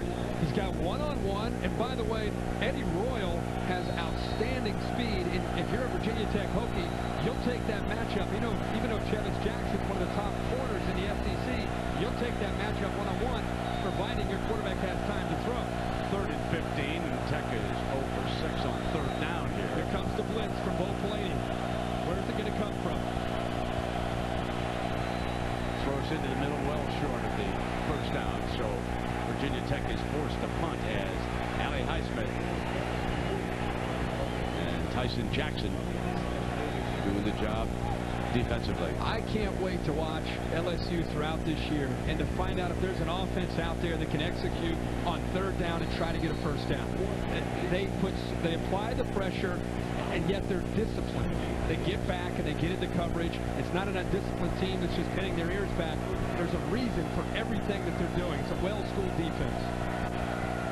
That was nice to see, wasn't it? Shot of Glennon back there talking to the freshman. Set another fair catch, sure-handed, right about the 30-yard line. Will Eflin, the Godfather, another nickname, the Kingfish. You got me here. Oh, I'm telling you, you got back to the 30s. You got to go back to history. And here he is, folks. He was one of the truly great characters in the state of Louisiana. Huey Long, known by many as the Kingfish, and he was that. There he is, strutting down the street. He used to come out here, and he'd grab the baton and he'd march down in front of the band, in front of everybody. I mean, he was a classic now. And back in 1934, they couldn't sell tickets to an LSU game because the circus was coming to town. He called them and said he had an animal dipping law, and he was going to dip those tigers and elephants. The circus moved on, and they had a big crowd for LSU. Another time, why the railroad, he said, I'm going to raise your taxes on the bridges in Louisiana unless you give those LSU students a reduced rate ticket to go up to Nashville and watch that Vanderbilt game. $6 round trip ratio. Wow. The railroad said they don't want to pay that tax. Right. The Huey Long stories, you could go on and on all night about the Kingfish. The Godfather. And he loved the football down here. But what he liked most of all was to come in and just strut in front of everybody. That was quite a character. He was a legend, man. Blaze Star. That was one of his gal friends. She could do it with a feather in a bow. All right, here we go now. Playing hands off. And this will make it 3rd and makeable for him with that young Hester. Now, he's done a pretty good job here. Well, he has. He's been all over the field. I just can't get over the way that LSU, we knew about the LSU defense, but the LSU offense, and there's Glenn Dorsey heading to the showers a little bit early here. But I can't get over the way this LSU offense. 1st down, Doucette. Hall rides him down, helping out on that side, along with Jason Worlds. Big fella shaking up a little bit, huh? Yeah. But they have just dominated a very good Virginia Tech defense. You're sitting at home saying, Virginia Tech, they're overrated, they're not that good. Maybe their offense is. This is a great defense. And let's check in with Reese. All right, Brett, coming up, the Pontiac Performance halftime report. Rough day for Michigan, another historic day and a bad end of history that the Wolverines would rather not be on. We'll also check in on some SEC winners, including a slugfest between the hedges in Athens. And the Big 12 had some tests, some of which they passed with flying colors. Texas and OU soaring to the top of that conference. But you got to tell Coach Holtz that the good news is that next week, either Notre Dame or Michigan's got to win one, right? 2nd down and 10 now. Here's Flynn. Complete. Here's LaFell again. He has been a busy target here tonight. 1st and 10. Plenty of time left. Up by 24, Kurt. The exciting thing to watch this offense grow, and they are growing with a new quarterback, and early Doucette is their primary target. But to see Brandon LaFell getting more and more involved in this offense, to see Keelan Williams getting more and more involved to go along with Jacob Hester in the backfield and Charles Scott, I mean, you're starting to see the versatility in some of the other playmakers from this LSU offense after losing those 3 first-round draft choices last year. There's the swing outside receiver trip after the reception. I really like Matt Flynn. I think Matt Flynn is not only physically gifted, his ability to be a combination guy, running and throwing. He just has a certain presence about himself that even though he's a first-year starter, I believe that when he is out there, his players look in his eyes in the huddle, and they believe that he can lead them on crucial drives and lead up to big victories. And I think it's because of the respect they have for him and the way he handled himself as a backup to Jamarcus Russell. Second down and long. Williams is right off to the right of Flynn. Offensive line gives him plenty of time. They swing to the speedster. And he is brought down at the 39-yard line by Brandon Flowers, the junior from Delray Beach, Florida. Down West Palm way down there. He's a good one. He'll be playing Sunday ball. Actually, we got a few of those Sunday fellows watching us here tonight. Yeah, they're seeing a few of these fellows. They'll be up there with them. There's a few. Give some of these fellows time here. They'll be up there. Come. They got to take some jobs, boys. I'm sorry to tell you that. This is the way it is at the professional level. Third down now. In trouble. Sacked for the first time at the 40-yard line. And that was Chris Ellis, the senior from Hampton, Virginia. Ellis finally gets in and puts the pressure. Bud Foster decides that he wants to try to just bring 3. And by bringing 3, he's going to drop 8 and try to hope that the coverage can create enough confusion for Matt Flynn and occupy all the receivers. And it gave Chris Ellis enough time to get around the offensive line and Cornell Stewart and come up with a big sack. Interested to see what senior Patrick Fisher can do here. If he can drop one down inside the 20 again. Obviously, he can kick it all the way to the end zone with this leg. And he's pointing out where some of that pressure might be coming from. Beamer ball looking for another.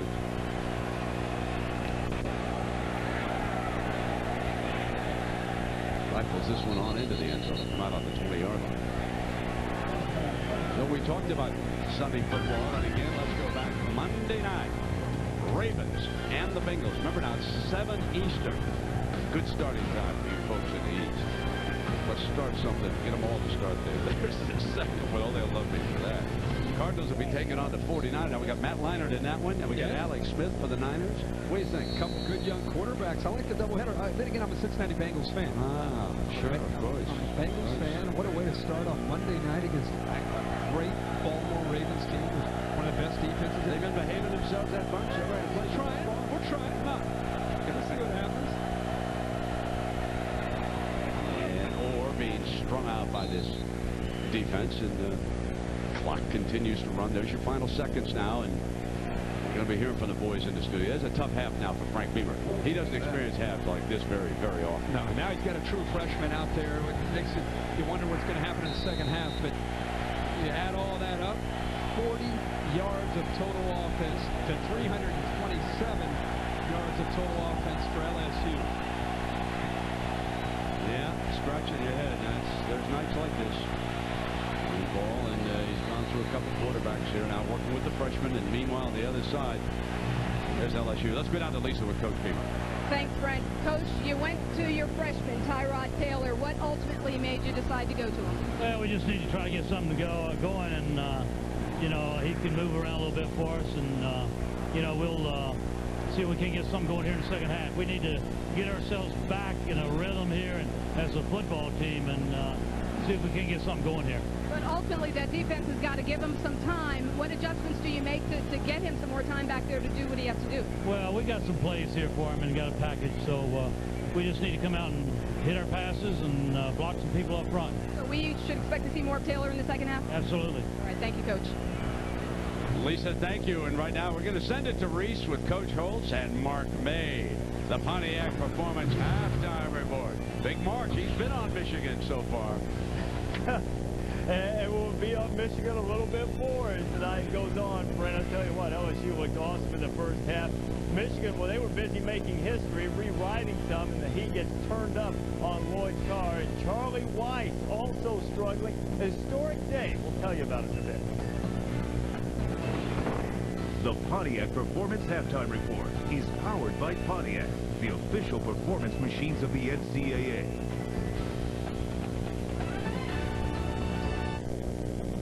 Single again. I still look eligible with gray hair? Is that all people will see? How do you make a clean break? Just for Men stops gray from hiding who you are. Easy with 5-minute target gray technology. Dating again is easier than I thought. And you wonder, why did I ever put up with gray hair? Let the real you come through. Stay in the game with Just for Men.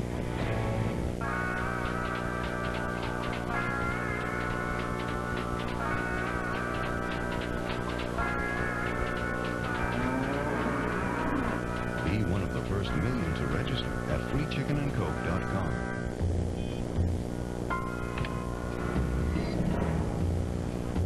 With 2 million vehicle listings on cars.com, you can find the right car for you. That's it. Find the right car for you. Cars.com. You ever notice how similar your car is to a dish DVR? I can just zip past all the other cars. And I can pass the guy. Yeah, and then fall back and pass him again. Get all your racing action the way you want it with Dish DVR Advantage. The Dish Network DVR lets you speed past the caution flag and get back to the action. Plus, get over 100 all-digital channels, including local channels, for just $39.99 a month. And HBO and Cinemax free for 3 months. Think I could pause the race and come back and win it later? Superstars. Dish DVR Advantage. It's about time.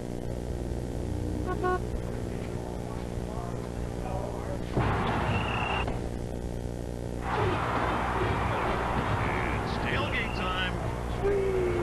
Saturday, September 8th, get to Henderson's Tailgate Party Show and Shove. See tricked-out, customized 4x4s on-site all day Saturday. Meet the Cajun Cannon Bobby Hebert. Plus, get special one-day pricing on every Henderson Jeep. It's BR's biggest tailgate party. Saturday, September 8th at Henderson Chrysler Jeep. Have you just finished high school? Or maybe you found yourself in a dead-end career? Hi, I'm Joe Martin, president of ITI Technical College. And for over 30 years, we've helped people just like you get started in a new career, right here in Baton Rouge. So come visit us today here at ITI, and we'll show you 7 different career opportunities that I promise will be affordable, will fit into your schedule. What?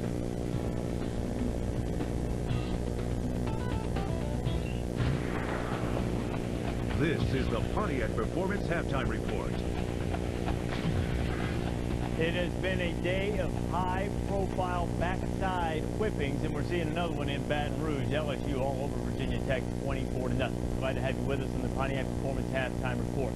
It had been over half a century since Notre Dame had lost 3 straight games by 20 points or more. Fighting Irish going into Happy Valley to take on Penn State, still looking for their first offensive touchdown of the year.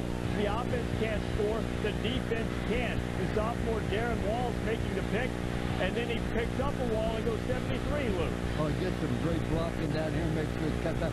When you saw this type effort, you thought, boy, maybe this will be Notre Dame's day. They're up 7-0. Later in the first quarter, Notre Dame punting to the always dangerous Derek Williams, and he turns in a Pontiac game-changing performance nominee, 78 yards. He puts Zimikowski on his backside twice, Mayday. And he's got the quickness to take it off. Look at the quick feet, making a quick move, taking it all the way, but he gets some tremendous blocking by his friends on the return. 24-10, Nittany Lions, and they add a little extra to the cushion as Austin Scott goes in 31-10, another 20-plus point loss for the Fighting Irish. They are 0-2. Michigan against Oregon. Michigan coming off the embarrassment at the hands of Appalachian State. There would be more embarrassing moments for the Wolverine defense. Dennis Dixon to Brian Paysinger. And Dennis Dixon had all day to throw this ball. He puts it right on the money to Paysinger over the shoulder, and he just uses his speed, shoulders, heels to the field, takes it in for the score, 85 yards per time. And then Oregon would show the old Statue of Liberty, and then Jonathan Stewart would show them that they are physical in the Pac-10, Lou. Well, here you see why Michigan's having trouble. You see people getting blocked, and then you see rather shoddy.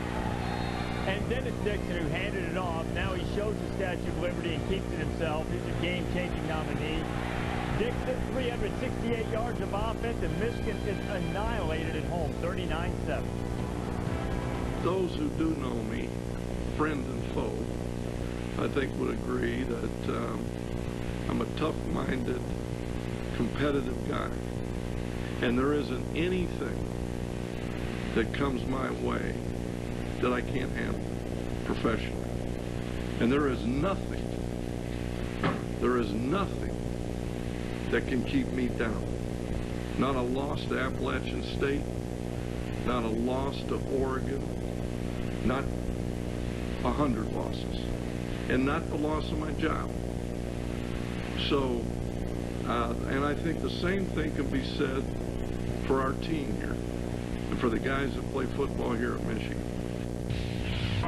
Well, it's been tough for Michigan. They're on a 4-game losing streak for the first time in 40 years. They haven't started 0-3 in 70 years, but there's an opportunity for that when the Fighting Irish and Michigan meet for the first time as 0-2 opponents. It's the first time they've ever been 0-2 in the same season. Who is hurt worse by an 0-3 start, Lou, Notre Dame or Michigan? Well, I think it hurts the University of Notre Dame because you look at the University of Michigan, they still have the Big Ten. No matter what happens to Notre Dame, they get through life. Whereas Notre Dame, they're still fighting for a bowl. I agree with you. It has to be Notre Dame. This is a team that hasn't scored an offensive touchdown in 10 consecutive quarters. They haven't scored an offensive touchdown this season. So I think if they go to Michigan and they lose that football game and they don't move the ball offensively and put points on the board, it's got to hurt Notre Dame because you are rebuilding. Remarkable historic notes for these two tough starts for both Notre Dame and Michigan. Texas got off to a sluggish start, but not a losing one against Arkansas State. And TCU had Texas on the ropes for a while, but then Derek Blount put the ball on the ground, dropped the snap on the punt, and Texas scooped and scored, and the Longhorns end up blowing out the Frogs 34-13. Miami and Oklahoma. Oklahoma unveiling a statue of Heisman Trophy winning quarterback Jason White. Sam Bradford, the redshirt freshman, looked sharp, made 8 throws for 5 records, tied a school record. Extremely accurate throw. He put the ball on the money on the spot. But was the defense of Oklahoma that was big in this game, Coach? Well, they were big in the ball game. They were going to score. But I was just very impressed with Oklahoma. The 2 teams were really impressed with LSU and Oklahoma. Pontiac game-changing nominee on the fumble return for a touchdown. Reggie Smith going 61 yards. Oklahoma hung half 100 on the Canes, 51-13. Nebraska slipped by Wake Forest, and now coming up next for the Cornhuskers, they have USC. Sam Keller throwing for 258 yards and a score. Texas A&M and Fresno State. What a remarkable game this was. Tom Brandstatter finding Fair Pasco. Bulldogs would send the game to overtime with only 4 kicks to go. Triple overtime would go. A&M had scored a touchdown. They had gone for 2. Brandstatter, Pasco again. Touchdown. And here come the Fighting Pat Hills. They have to go for 2 in order to try to tie it. Send it to a 4th overtime. But this time, the Aggies able to gig them. The overthrow of Marlon Moore, and A&M escapes in triple overtime, 47-45. Oakland College Station would not have been happy with that one. Urban Meyer and the Gators getting set for Tennessee would not look past Troy. Nick Saban taking his team on the road to Nashville for a test.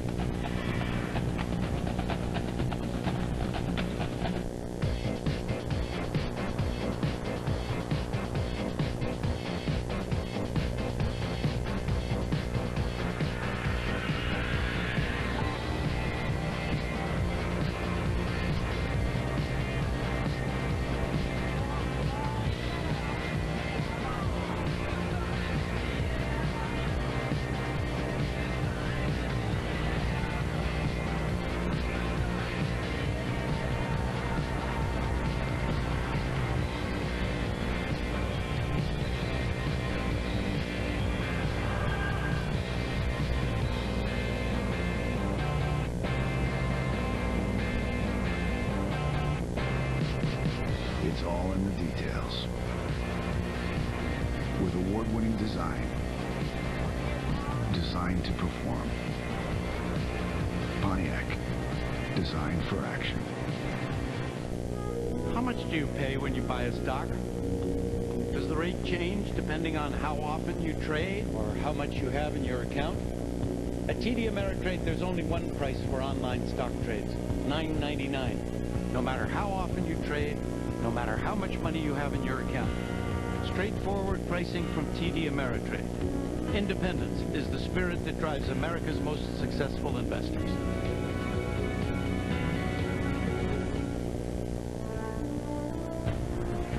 From LSU. LSU standout College Temple Jr. has always left a lasting impression. The Tigers' first African-American basketball player, Temple has devoted his life to working with mentally disabled adults and foster children through his Harmony Center. He also founded a youth sports program that provides academic tutoring. Temple's dedication has helped enrich the lives of people in Baton Rouge. Through his life's work, College Temple Jr. continues to make an impression on those around him. The SEC, the story of character. On the next Contender, a surprise guest drops by the gym. Oscar De La Hoya. As tempers flare before the first fight. Who's going home?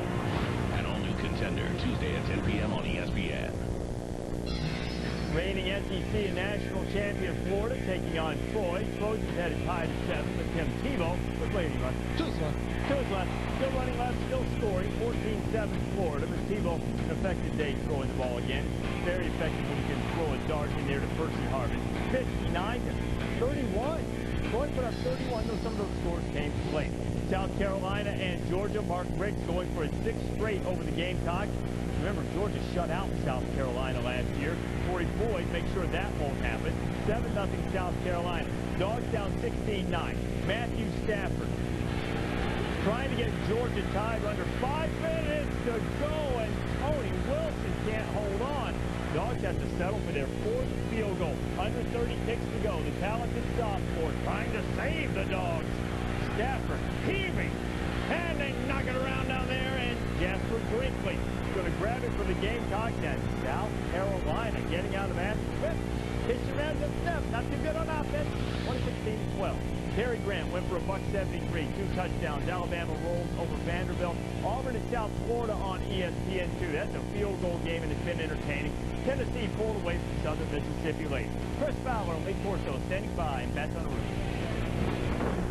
All right, Reese, thank you. Lee, I think we knew that LSU defense was fierce and fast, but it's pretty breathtaking to see it from field level, isn't it? Well, the ACC, leading team in the ACC got a total of 40 yards total offense. These guys are all over the field. They're extremely well coached. They got great speed, and they'll knock your head off.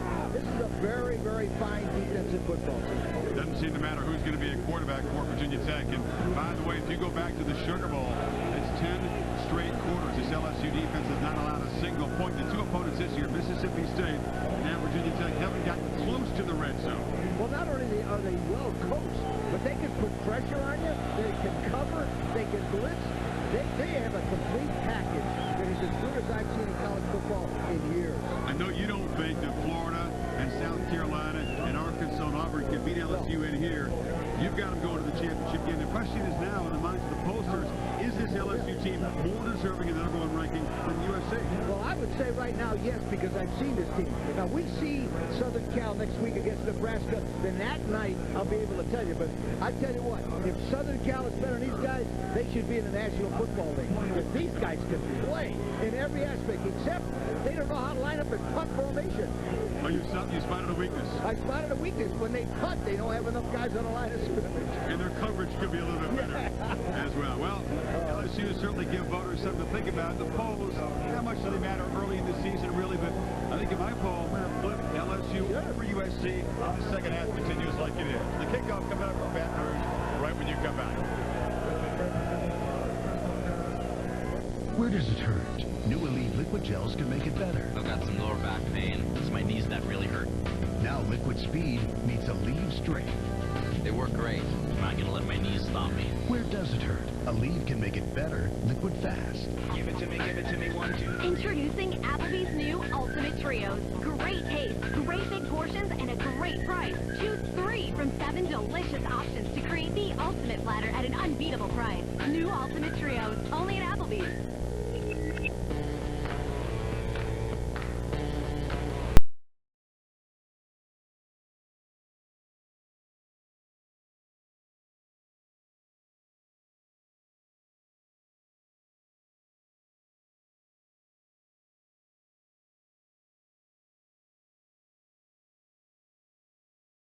Intel Centrino Duo processor technology.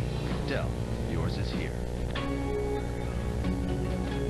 LSU Medical Physics is one of 11 accredited programs in the country preparing medical physicists for careers in cancer diagnosis and therapy. LSU is among 6 colleges and universities presented the Presidential Honor Roll Award for extraordinary community service. The LSU School of Landscape Architecture is ranked #1 in the nation in undergraduate education. LSU victories are everywhere you look. I've driven and owned most all the other brands. This is the strongest truck available. The 2 other trucks I owned were good trucks, but they can't compare to this Tundra. I've owned American trucks before. It was easy to switch over to Toyota. I've driven other trucks in the past, but nothing's quite like my brother's Tundra. Everyone in our family drives a Toyota these days. My grandfather was a Chevy man, but if he were still here today, I'm sure he would be a Tundra man. Buy a new 07 Tundra and get 0 APR for 60 months, or take $3,000 cash back. Tundra, the truck that's changing dog.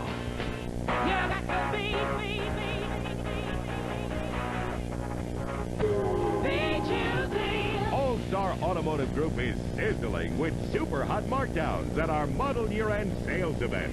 It's the best time to get a cool deal on a hot, newer pre-owned vehicle. With over $65 million in inventory, All-Star lets you be choosy. For cool deals on hot rides, come to All-Star's model year-end sales event. Then you've seen all the great plays from the day. Not until you watch college football final. Comes up 1 hour after the conclusion of our game, after Sports Center, for the Pontiac Game Changing Performance nominee. You can vote for your Pontiac Game Changing Performance at ESPN.com. Keyword Pontiac.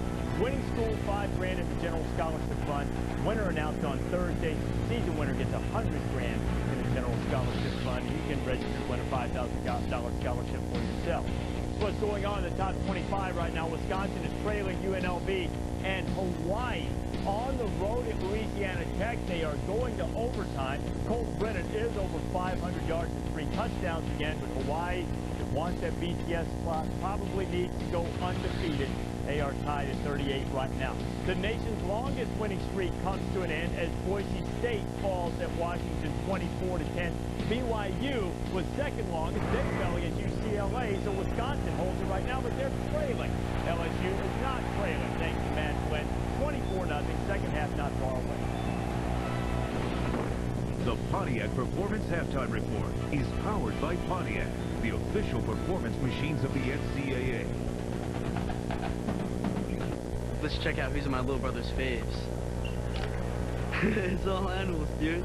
A horse, a chicken, a turtle, some like a giraffe. Look at this giraffe. Which one of you loses the pig? Who's in your faves?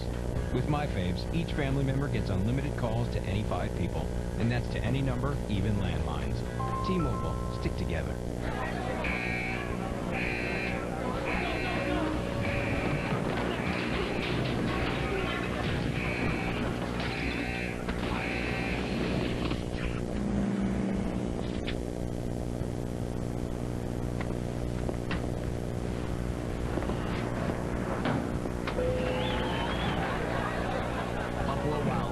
You have to be here.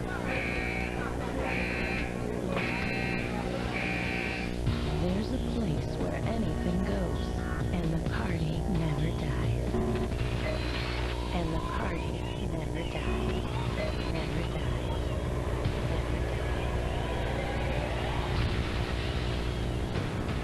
I'm gonna put an end to this. Sorry about this.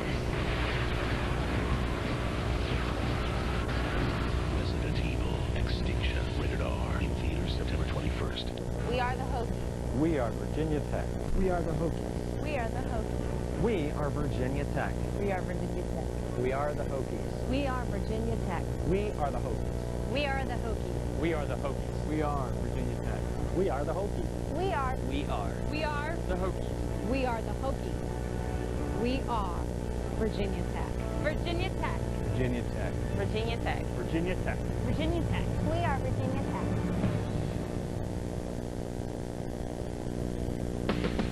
Yeah, physical competition, I'm open, see sick of me, victory after victory, I'm moving, my team's unstoppable, my defense that I stop you, make it hard to move.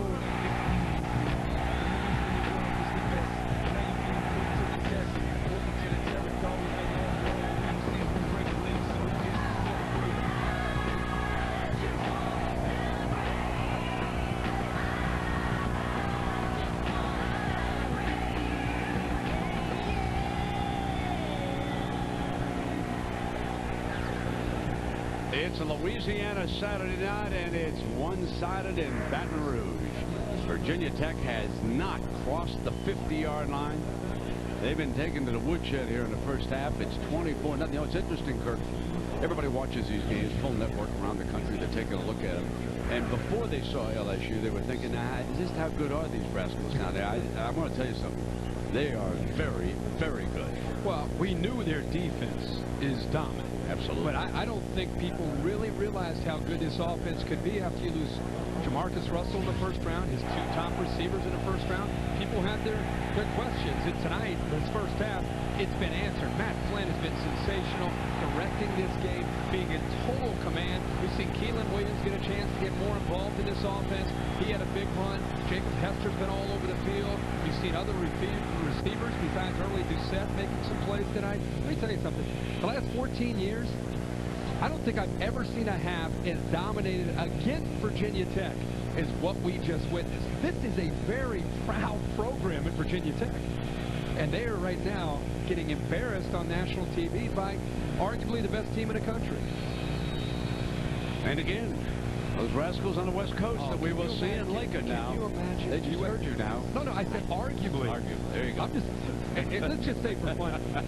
Can you imagine? I got to keep in line, folks. If LSU, we got to see the Trojans. I'm with you. You're preaching to the choir. I love SC. I got SC Oklahoma, the national title. I love SC. Now, Oklahoma's a factor now. No, they look good. Here's Royal back at the 5-yard line, trying to give the freshman quarterback some field position.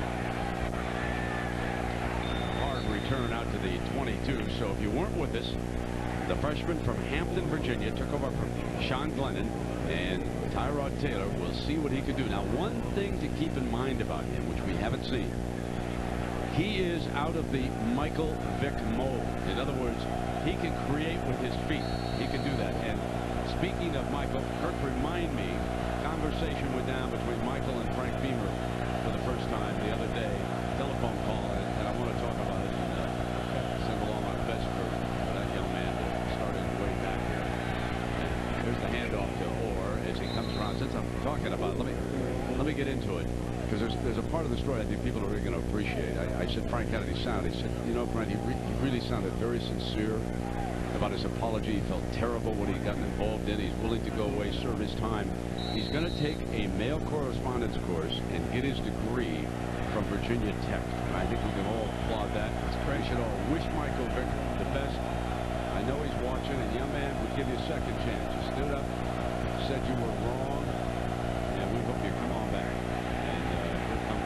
Here comes Orr now to the 22-yard line. And there's Derry Beckwith, very good middle lineman. Here's a guy that's probably the unsung hero of this defense. So much attention's paid to Glenn Dorsey and Tyson Jackson and Ali Highsmith that people forget about Derry Beckwith. Bo Pelini will tell you real fast when you start to talk about his defense that number 48, the junior, the inside linebacker, is as good a linebacker as he's ever been around at this level. He's got a tremendous future, and he's the glue to the defense. Even though everybody wants to talk about everybody else, Derry Beckwith is a tremendous football player, and that time he showed some great acceleration. Taylor down the sideline, jump ball incomplete. Tech is forced to punt again.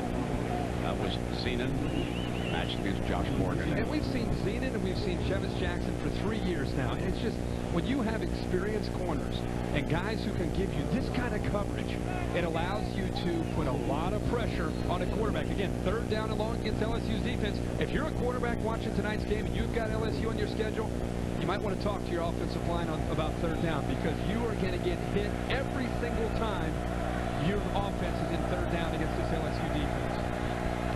Set and not get off a good one.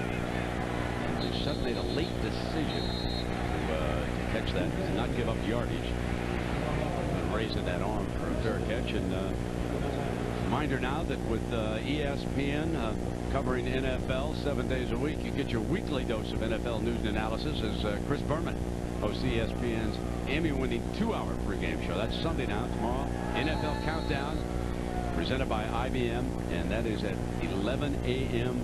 Eastern Time. So, brand new season. Nice to see the NFL regular season getting started. Absolutely. Preseason. Yeah.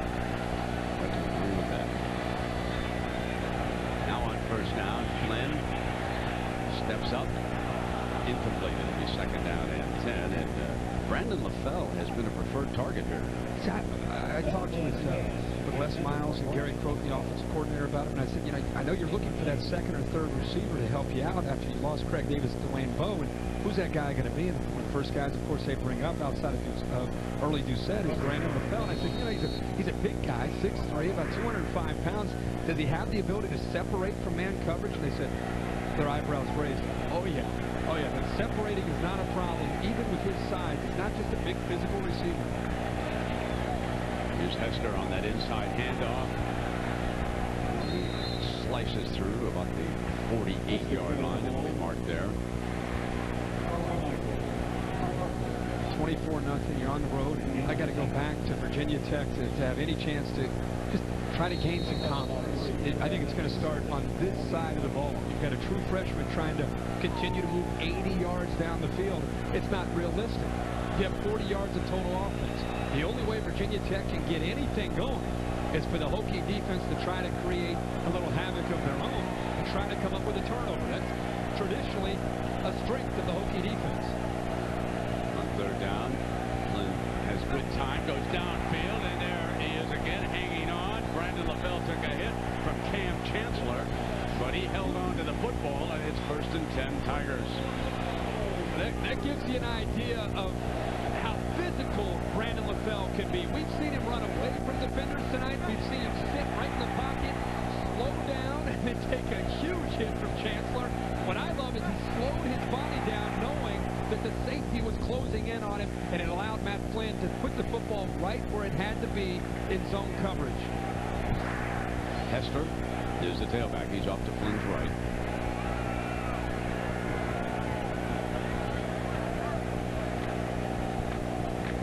There is Hester. He has been a tough runner inside. You know who his musical hero is? No, who's that? The King. Mr. Elvis Presley. Now, you know, he heard those California youngsters singing last week on Saturday night. So, you know, we could do that.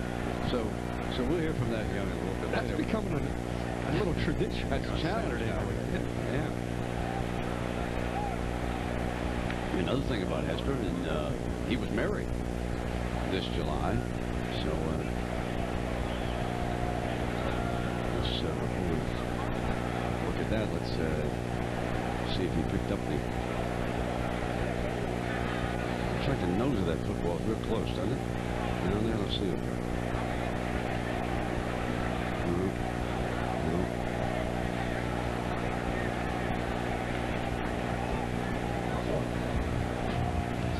Jacob Hester. Very lovely Katie, and there's Matt Flynn, his best man, the quarterback. So good buddies, and they do a little singing together. You'll see Matt in that video. Shreveport, Louisiana. Banjo Christian High School. Yeah. Great high school football program. He and John David Moody are good friends. Yep. They talk a lot. John, they were teammates. Exciting if they keep winning. Wouldn't that be something? That'd be something. Yeah. There's play fake from Flynn. Comes back left side and incomplete. And again, he was looking for big number 1. 6'3", 205 sophomore Brandon LaFell from Houston, Texas. He's caught 6 balls tonight for 125 yards. He's really growing up right before our eyes tonight. He made some big plays last year in the bowl game. I think people were excited knowing about his prospects this year. He wasn't heavily involved in the Mississippi State game, but I think you can tell when the chips are on the table, Brandon LaFell and only Doucette are the go-to targets this year for the Tiger offense. Ron Scott for the first down. Move the chains. First set of downs now for LSU. I think when Jimbo Fisher left for Florida State, a lot of people thought, how crazy is this offense going to be with a new coordinator? But it's very similar. There's a new little wrinkle that you're going to see more and more, I think, this year is when they get close to the red zone. Ryan Perlew, the quarterback, has his own little package, and it's an ability to not just run the football, he can throw off of it, but you're going to see more option attack when 11 get the chance to get back there in that shotgun.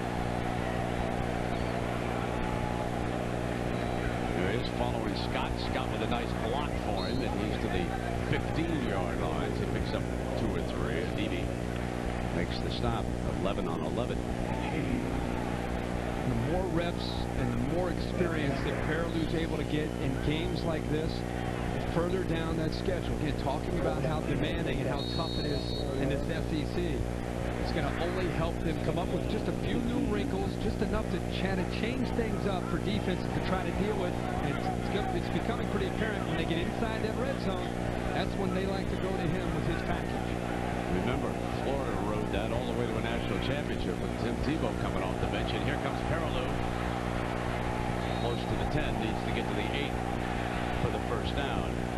So now 3rd down coming up. DJ Parker on the stop for the Hokies. And they're going to send Flynn back in for this 3rd down. So Perilou comes out. It's a very versatile offense. He's a big rascal now. Yeah. 11-yard line. Scott is the running back to Flynn's left. Need to cross the 8 for a first down. Flynn will go for it. Slides. I think he slid a little short of it. He's going to be marked at the 10-yard line. And this is going to be a 4th down. I wonder if he stumbled a bit. Now 24 and less is saying, what? Let's go for it. No need. I think he can read his lips over there on the sideline. What do you think? Well, he stumbled there because he saw John Graves, a big defensive lineman, closing in on him. He also got a phone call from up above. Somebody up there said, now Les, I want you to know this is 4th and 2. This is not 4th and 1. This is not a gimme. That's so now let's call a timeout. Let's huddle up over there. So now the board of directors is going to have a conversation about this. And LSU. I think the time, because he thought they were going to go for it, some precious seconds had run down on that clock. So Les saw it coming down, and he said, we better call a timeout right now, because if we are going to kick this, then no need to give up 5 yards.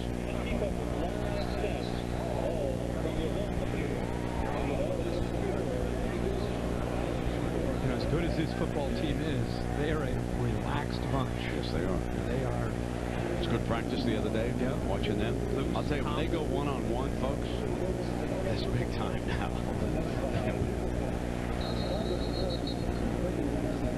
And we've got the Dell X Factor. So here it is. Night games at Tiger Stadium. 76 season they played night games. Since 1960 now, they've won 77% of the time around that. And in the day, only 47%. So big difference in Louisiana Saturday night. And Colt David will attempt to tack on the 3. Matt Flynn's the 28-yard is good. Yeah. So we talked about Hester and Flynn. Williams joined him. And we'll hear from those hound dogs when we come back.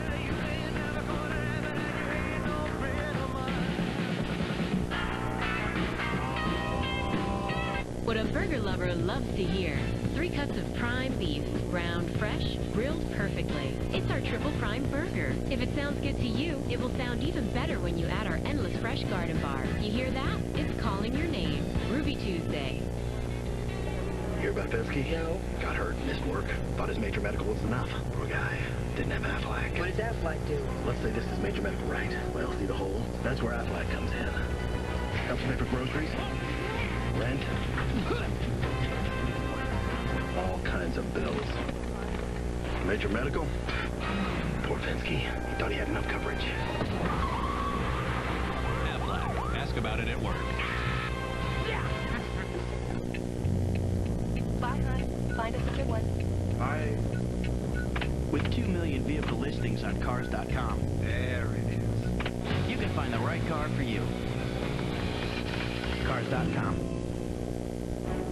Your life will change. Families will grow.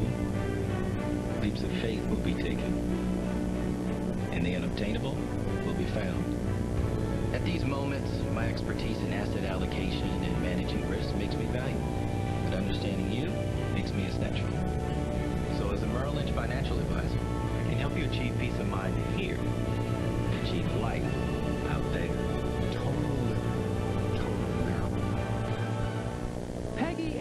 Gillum have built a lasting legacy at Ole Miss.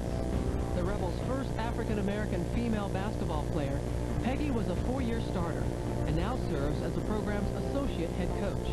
A 2-time All-American at Ole Miss, Jennifer also was a WNBA All-Star and won Olympic gold at the 1988 Summer Games.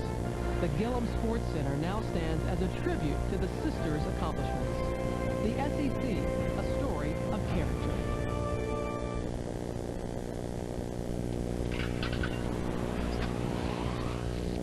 You ain't nothing but a hound dog, you're crying all the time.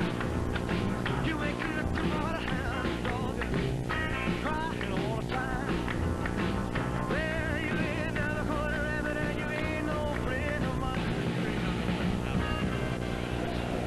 All right, Jacob Hester, a little good lip sync. Back. We got to give a slight edge to the Bears. Just not slight. Going with slight? Nebraska better raise the bar next they got to get raise the bar. They a little more. Got to get a little bit more action going. No, 1-8. Come on. I can do the blue suede shoes too if you want it. Here we go now. Personal player. We got to get him dancing a little bit. Yeah. So and here's Royal stretching out.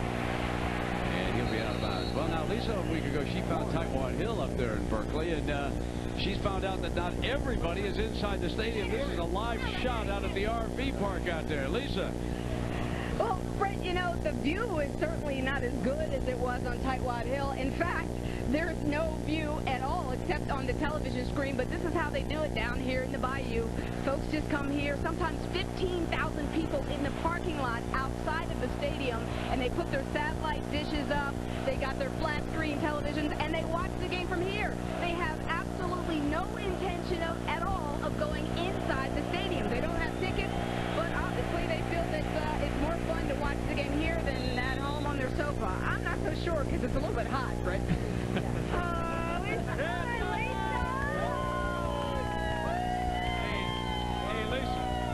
Hey, Lisa, I don't see the purple haze out there. Did you No haze, but there is plenty, and I mean plenty, of beer going around. All right. Ice one down for me. I'll come out there later. First down and 10 coming up here. Yeah, you never know where she's going to show up, huh? She looked pretty relaxed there. Yeah, she's going to hang out. Tiger fan. She's ready about it being hot now. It has been. Well, it was been a hot 48. It's been a hot 48 hours for Traverse Trullins. Yeah. Well, we've got a. Oh, good. Kirsten's back up. Kirsten Pittman. And what we do? Let's check in with Reese right now. Reese.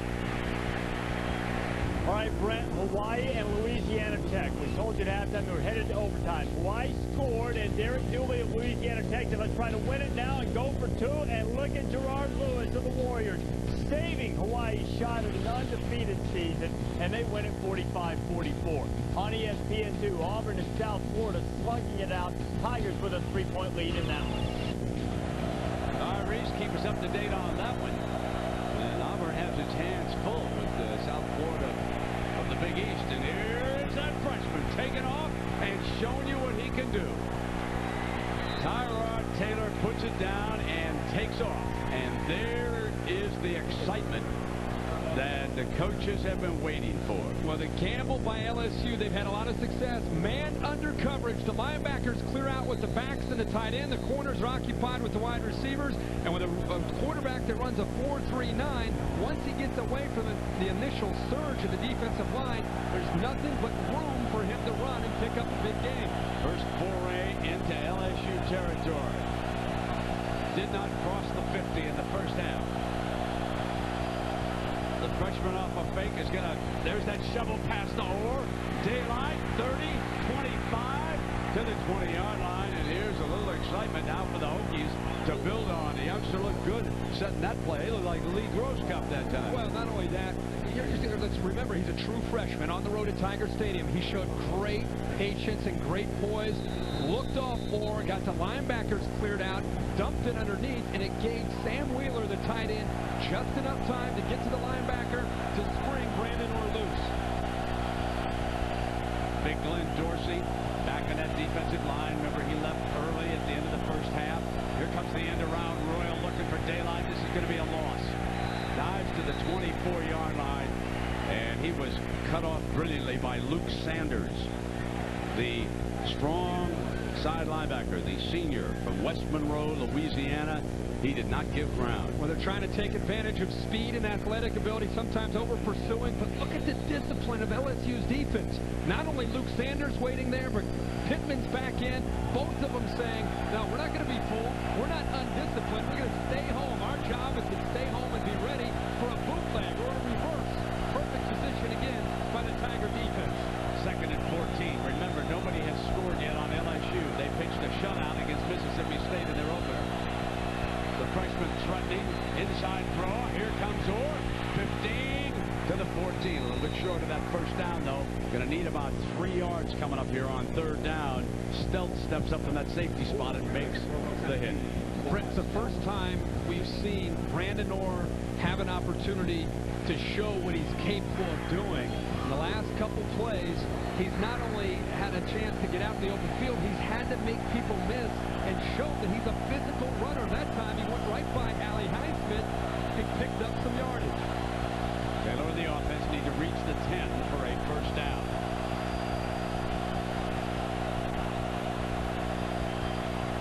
He's going to try to throw for it. Take off. Got it. First down. Out of bounds across the 5-yard line to the 3, and there's a penalty flag thrown over there. That'll be a personal foul, it looks like. Was that Curtis Taylor again over there? After the play, personal foul, 35, defense, the penalty. That's Luke Sanders, the linebacker. He drew that foul. Brent, it's a very similar play that we saw earlier where the quarterback, Tyrod Taylor, is looking at the man coverage here from the linebackers. When you get linebackers in man coverage and you're a quarterback that can move, look at the opening in the middle of that defense. A good recognition by Taylor for a first down. Greg Boone comes in as an added blocker. He'll line up at left tight end. Give themselves a full house look. Straight ahead, close to the goal line. No signal. So it'll be 2nd down and goal.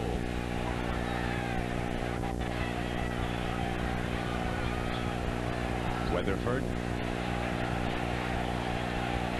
He's Frank's fullback now.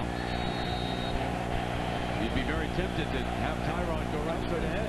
Everybody's thinking about they're going to try to be Virginia Tech. The tradition of Virginia Tech is to show, hey, we've got the lunch pail mentality. We're going to out-tuck in the trenches. I don't mind a little bootleg here on naked, fake that power, and walk around the corner. Straight ahead. Still no signal now. LSU saying he didn't make it. What a stout front that is. See, that call would be a lot easier to make for a naked or a bootleg on 1st or 2nd down. Now you get the 3rd down. The defense starts to look for that. Boy, his body looks like it gets across, but the football does not. It's a good call by the officials to set up 3rd down. Charles Alexander was in the middle of that goal line defense. Big 91, and the umpire is going to stop it here before the snap. Umpire stepped right in. So they're taking a look at it, and did you think he crossed the plane? The angle that we had, it looked like his body did. I just want to see where the football is. Oh, look at this angle. This is... Well, that looked like he got across it on the right side. But you know what you don't see on that angle is the football. Yeah, I'm just trying to see. It's all about the placement of the football and trying to break the plane. And when you can't find a great video to show you the difference, now obviously go back to it. You can see his body. His body is across, but if the football doesn't get across, and with the video so far that we've seen, indisputable. Remember that. That's the word. That's the buzzword, right? Indisputable. They can't see something that really defines it. I'll be shocked if they overturn this and call it a touchdown. You don't have enough video evidence here to overturn it. This time we've had the game stopped, and of course Taylor looking for his first touchdown, and they're still running back and forth. But I've been really, really impressed with Tyrod Taylor, the set of circumstances that he's had to deal with. He has shown tremendous poise, and you can see why the Virginia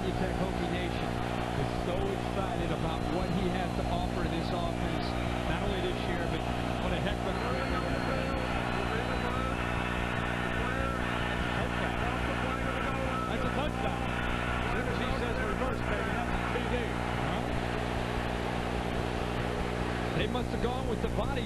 With the replays that we saw, you couldn't see the football, but maybe they assumed with the body getting across, that was good enough for him to think touchdown. Bottom line is the Hokies are on the board. The first touchdown, the first points of the year. Remember, Miles and the Tigers pitched a shutout in Starkville. And here comes Judd Dunleavy. Throckmorton is the holder. Still 4:38 to go here in the third. And freshman quarterback Tyrod Taylor brings him down with his feet. Takes it across for the first touchdown for the Hokie Nation. 27-7. Sunday NFL Countdown, 11 a.m. on ESPN. The first sport utility vehicle. The first full-time four-wheel drive. The first SUV with full-time ABS.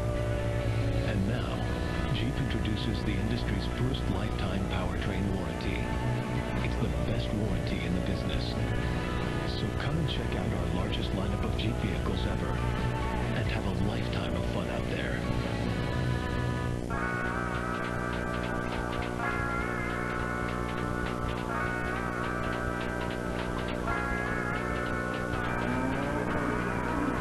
Be one of the first million to register at freechickenandcoke.com. I've judged just about everything you can grow. I've also become a pretty good judge of what I should eat.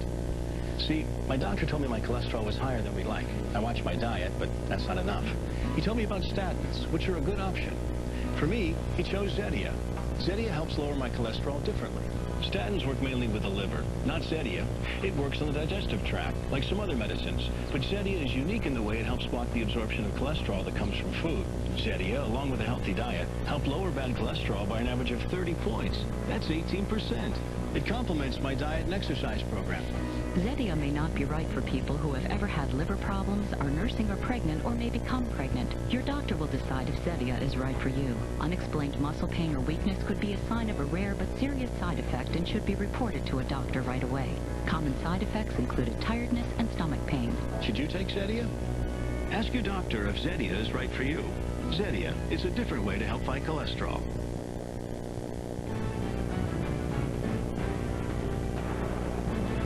ESPN College Football Primetime. Brought to you by Jeep. With 7 Jeep vehicles, there's one for you. And ESPN Game Plan. See the most college football every Saturday. To order, call your pay-per-view provider. ESPN Game Plan lives here. That may be my favorite mascot in the entire world. And this is the new one. This is the new puppy. Mike Fifth, he passed on. And he got his name officially, Mike Sixth. They think he's a little young to bring him inside the stadium for a game, folks. But we got some good tales to tell you about Mike the Tiger and what they used to do to visiting teams. One involves your Buckeyes. Oh, yeah? You know, right over there. Right over there. They had parked the cage over there. And Chris Spielman's getting ready for a showdown of the 80s. Last time 2 top 10 non-conference teams met in here. And that big old Tiger was roaring out there. And Chris said, just scared the devil out of him. He didn't know they had a Tiger. Then you'd have to run past that Tiger when he came out on the field, man. Mike Six is going to be, they say he's going to grow to 700 pounds. Wow. Here we come. Years do set. And he's written out 25. Let's check in with Reese Davis. Reese? All right, Brent, time now for a Sports Center 30 at 30 update. Alex Rodriguez went yard twice. He now has 51. The Yankees beat up on the Royals 11-5. Rodriguez driven at 138. Roger Federer going to the U.S. Open final. He's seeking his 4th straight U.S. Open, and Justine Henin wins her 2nd title. Much more on those stories on Sports Center. When you guys are done, you stay current with ESPN News. All right, Reese, and now we'll see if the Tigers can respond after the Hokies put that touchdown on them. Flynn is back in the shotgun. And here's a handoff to his buddy. Helmet goes flying. So there goes Jacob Hester and some of these great views down here. This is the original Death Valley, folks, being provided by the Outback Steakhouse Airship, the Bloomin' Onion 1. Captain Tom Whitten is at the controls of the Bloomin' Onion. Boy, that would have been something to have Billy Cannon's famous punt return covered by the Bloomin' Onion. That was Mississippi on that Halloween night. That was some scene there. Here comes Flynn. Doucette slips a tackle out to the 36-yard line, got himself a first down. Not had a chance to talk much about early Doucette tonight. I think we thought coming in he would be a big part of this offense, but Virginia Tech has done a good job of trying to take him away, and it's opened up the opportunity for LaFell to make plays. But early Doucette is probably as gifted a wide receiver with that combination of great quickness and incredible strength to be able to pull away from defenders. He's got a great future in the NFL.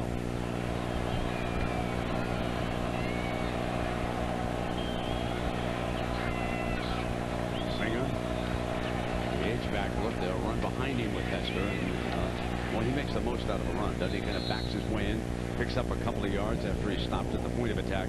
He's a good-looking runner.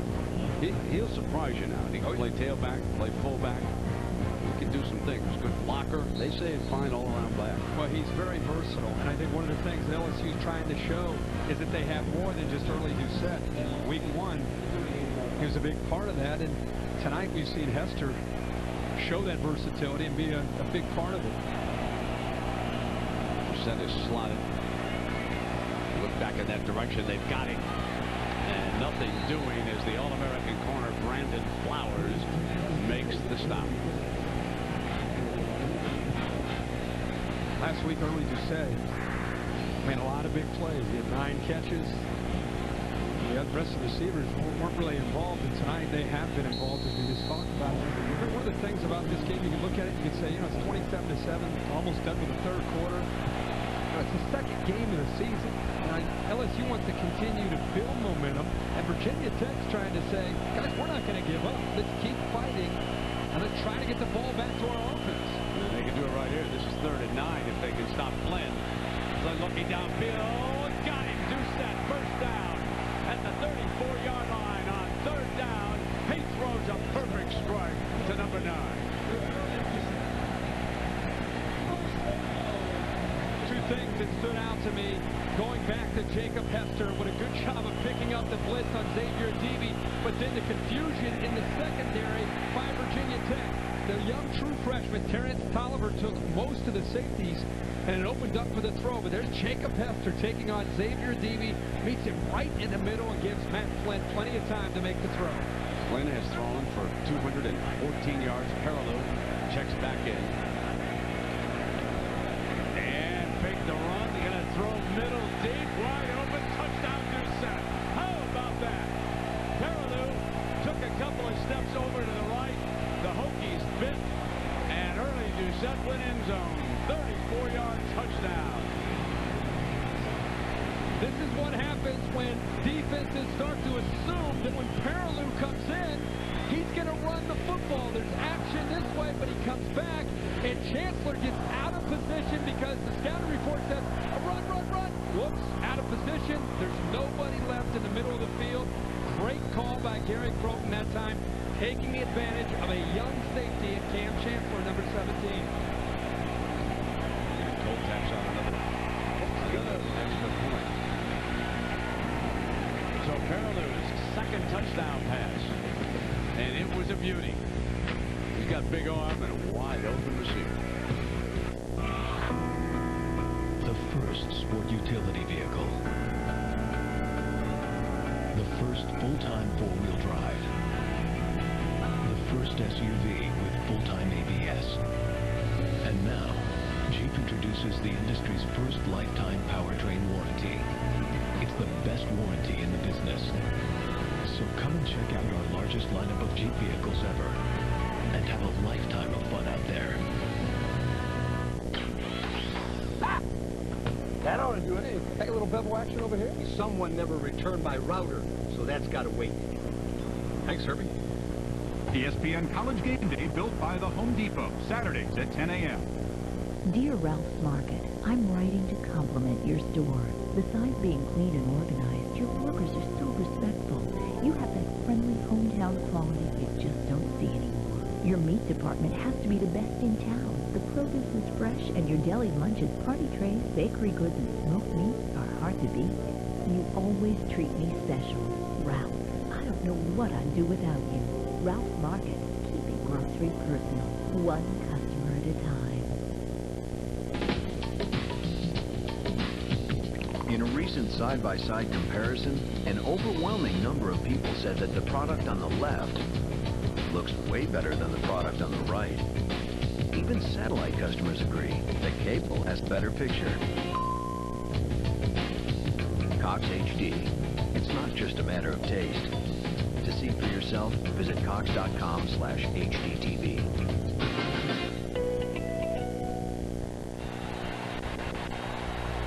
This telecast available on ESPN HD, presented by Pioneer Kuro HD TV. Well, time now for today's Good Hands flashback, and it is presented by Allstate. Folks, I'm going to take you back. 1959, Halloween night, LSU playing favored Mississippi.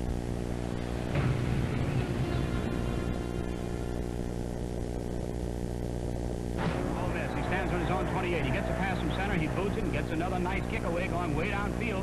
Billy Cannon watches it bounce. He takes it on his own 11. He comes back upfield to 15. Stumbles momentarily. He's at the 20. Running hard at the 25. Gets away from him to 30. Still runs at 25.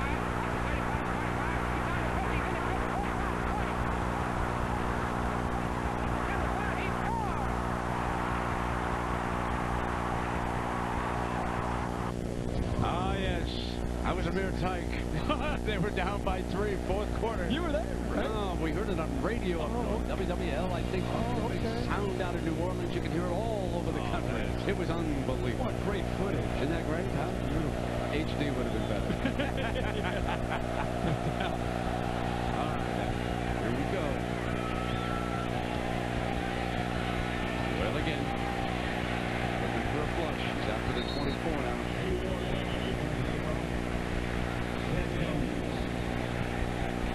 Well, you know, Mr. Dorsey's been a heck of a force, and he'll be on, I would say, if he stays healthy, all the All-Americans. Oh, yeah. I mean, yeah. Brad, I mean, he is the premier defensive player in the country, and we've talked all night. He gets a lot of the attention, but it's not just Glenn Dorsey. Are those guys as powerful in the EA games as they are in real life? Oh, yeah. You're a gamesman now. Yeah, I'm not. You know? I'm a gamer. You're a gamer guy. Okay. And Orr is stuck. Nothing doing. Gary Beckwith. This is NCAA 2008 from EA Sports. And here's a look at what he can do if you try to leave him alone one-on-one. By the way, they gave him a big upper body here with the video here from EA. But now here he is defending the run. And the thing is, if you spend too much time thinking about, boy, Glenn Dorsey, we've got to double team him. We've got to take him out of the game.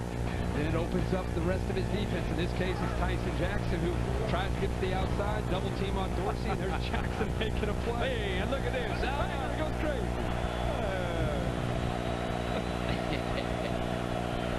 Good stuff. There's Taylor, the freshman. Flush right out of the pocket. Slides free. And intercepted at the 36-yard line. Curtis Taylor. Hold it. There's a penalty flag. Tyrod Taylor being helped up. He took a wallop. Ball was intercepted. That's a late hit. That might keep it going. Number 7 on defense. Allen. Spot. First down. Now, Les Miles doesn't think that's a good call. Nor does Ollie. Ollie Highsmith, cousin of Alonzo. Fine fullback down out of Miami, went to the NFL. It's not so much that it's late, it's that he came high. Yeah. Anytime you come high, especially on quarterbacks, they're going to call that every single time. Yeah, I'm afraid. Was it late? I think it was a good call. Yeah, it wasn't late, it's just high. You get up near the face. You got to protect those fellows. I mean, I think that's only fair. He's the one who's going to be playing on Sunday. Highsmith, he's a senior now. First down and 10.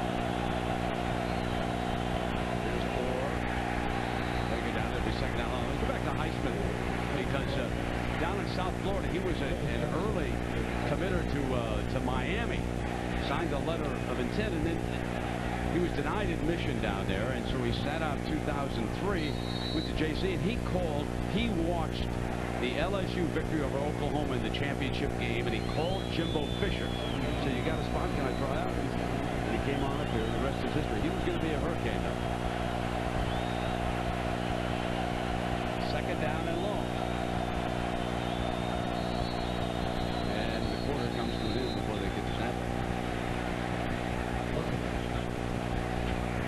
get the 4 out. There it is. Fourth quarter's coming up now. So it is 34-7, a very impressive first half by LSU, and they seem to be riding it home right now. I know Mike the Sixth, he's happy about it. An all-new Contender, Tuesday at 10 p.m. on ESPN.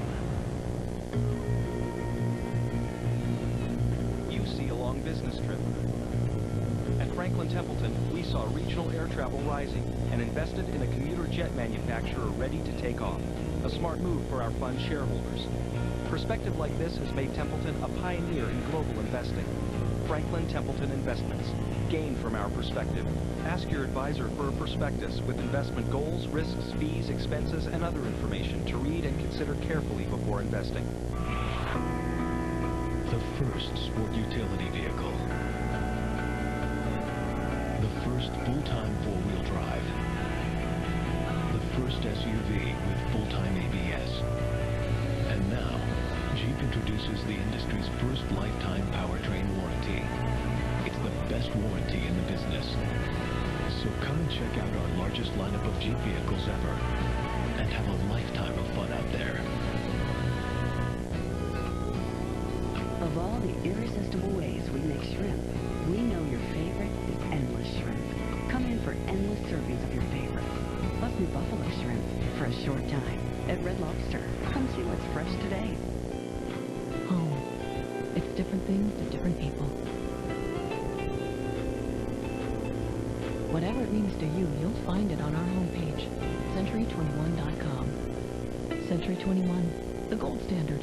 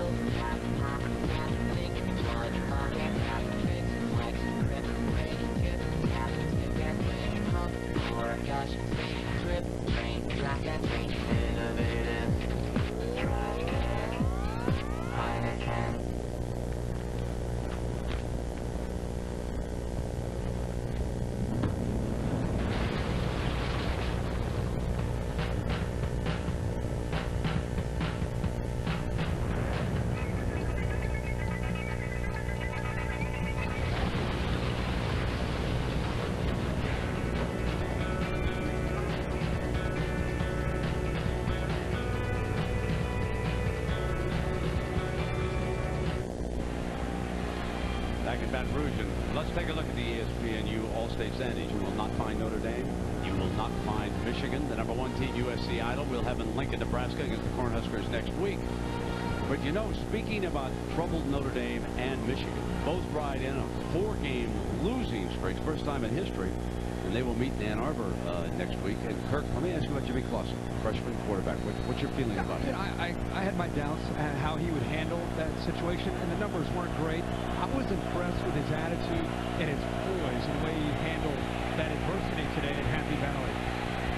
Here's another freshman quarterback, young Taylor, and he's got a great upside. Yeah, I think both of these true freshmen today that we've had a chance to see, Tyrod Taylor here tonight at Virginia Tech and Jimmy Clausen, and going back to Jimmy Clausen, I don't think fans understand how fast the game moves for a true freshman, how complex the schemes are, the way it's filtered down from the NFL, and how much goes on at the line of scrimmage. And to ask a true freshman to be able to register all that and then go out and execute is a tough thing to do. And Jimmy really impressed me today. You're an AP voter, right? Yeah. Are you going to jump LSU over USC? No. You'll keep them 1, 2. USC's 1. And who's 3? And here comes Oklahoma. 3? For me, yeah. Oklahoma's close. Okay. Yeah. Okay, so Kirk votes the Sooners up there. You know, that Oklahoma-Texas game is big. Oh, my God. I mean, Texas. I can't wait to see that. That's the same week, by the way, Florida and LSU play each other right here. Is that right? It's a showdown weekend. Woo. They're down 1 now. And stop short. There's that defense again. Where's Dorsey, number 72? Just as good as the EA game. Well, you can see he's a little bit more svelte here in real life. I couldn't believe what great shape Glenn Dorsey is. And the thing with both, when he says separates him, is his motor. Usually big defensive linemen, interior guys, they'll take a play or two off. 72 for LSU. He never stops. The Tech thought about it, didn't they, on that fourth down? And now they've sent Bowden out to the field to punt. And you said, got 14 minutes left, trailing 34-7 here. Got 3 up close, and time runs out. So there's the penalty flag. And let's see if they're going to back it up now. Offense, 5 yards, still 4th down. That'll bring it out to about, what, the 44-yard line for Beamer.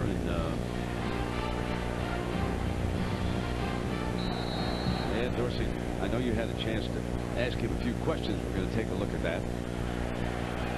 You know, except for the quarterbacks who are emerging, Dorsey would have a chance because of the position he plays to be the first player picked in the NFL. Right. And you look for those defensive tackles. They're different. Some people. And so here's Kirk now with 5 questions for Mr. Dorsey. Who's on your iPod? Lil Wayne. What's your favorite food? Probably be some type of lasagna or something like that. What's your favorite class? Ooh, probably psychology. The greatest thing about LSU? Fans, the environment, the whole community. You came back for your senior year for? I just love being here, and I love the opportunity to play for LSU, and we're going to go for it all this year. Yes, indeed, they're going to go for it all this year. Right down the road in New Orleans, national championship game. And they'd like to get there for the second time. Slapping through. Keelan Williams, who scored 1 long touchdown here, picking up a first down.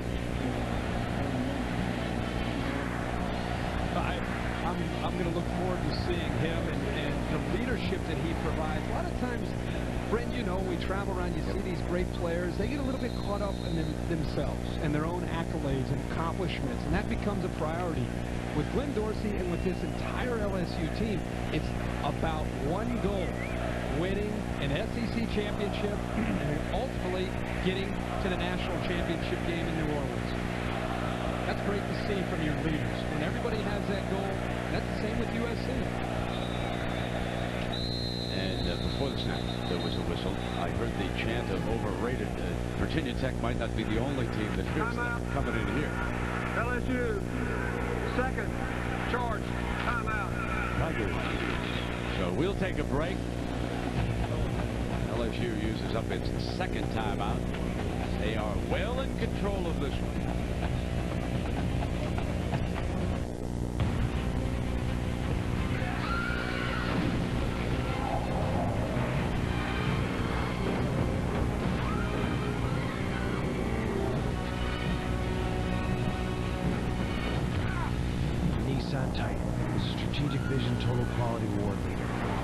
It's also the only truck tough enough to deliver college football's most coveted award.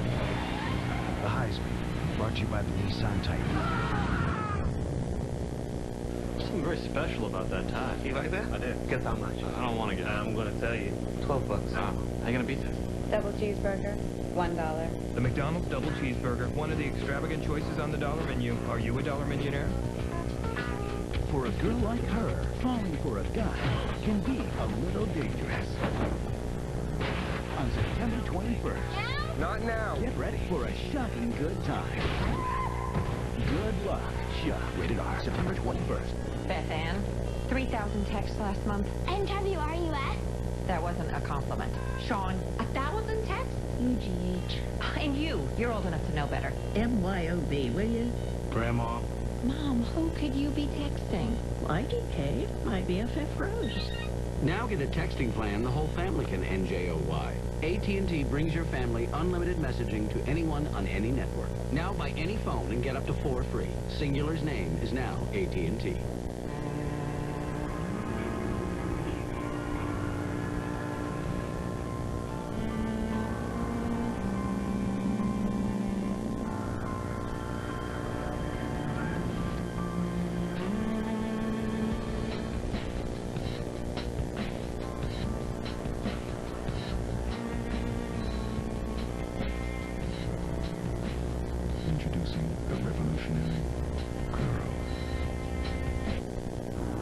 Chris Davis with you. Taco Bell studio update. Jordan Hare Stadium in Auburn, and Delvin Alvarado gets his field goal attempt blocked by Derek Marks of Auburn. Auburn's turned it over 4 times, but the Tiger defense has allowed no points off of those 4 turnovers. And on ESPN2, the Tigers lead by 3. And here, these Tigers lead 34-7 over Virginia Tech. We have 13:15 to go in the 4th quarter. And a 1st and 10 coming up for senior quarterback Matt Flynn. And here's the speedster in the backfield. Holiday, number 8. Look out, look at Alley, baby. He'll go house.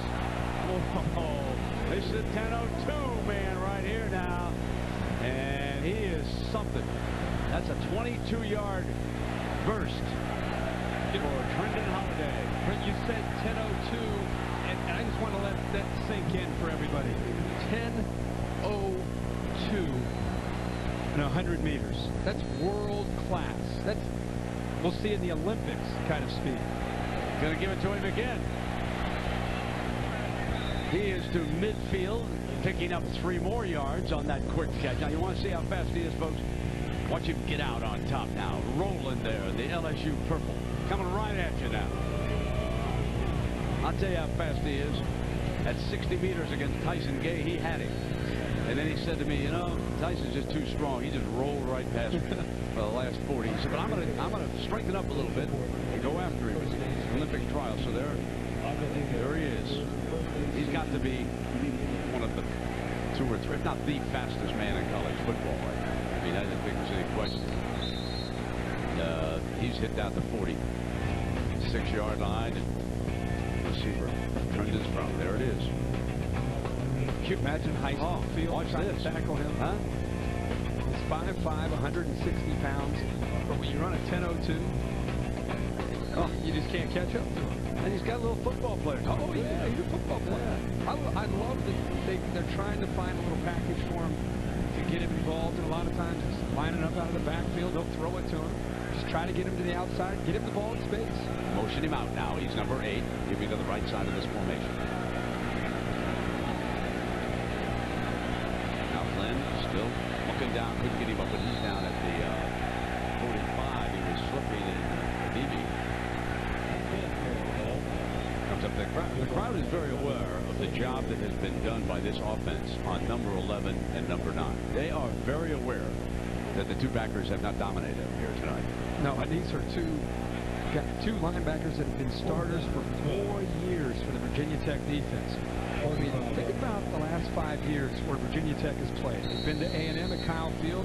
They've been to Miami when the Orange Bowl sold out with a championship on the line. They went to West Virginia, the Sugar Bowl against Auburn, last year against Georgia, opened up with USC in 2004. They've never encountered anything like they've seen tonight at the program. Close. There's a penalty flag. Did they rough foul? They would need a personal foul to get the first down. You bet. They got it. That's it. There was a signal. Roughing the kicker, number 81, defense, 15 yards, first down. Remember now, it was a 4th and 12. They come barreling in. He was blocked right into him and took him down. Didn't mean to, but he was still blocked right into it. Well, once he went into the air, he ran into one of his own teammates who accelerated him towards the punter. Hey, look who's here. The Shaq Daddy, huh? I did a lot of basketball games right over there to the left when Shaq Man was playing for Dale Brown. He's something. He's always had a great sense of humor. Ryan Perlew on the field now.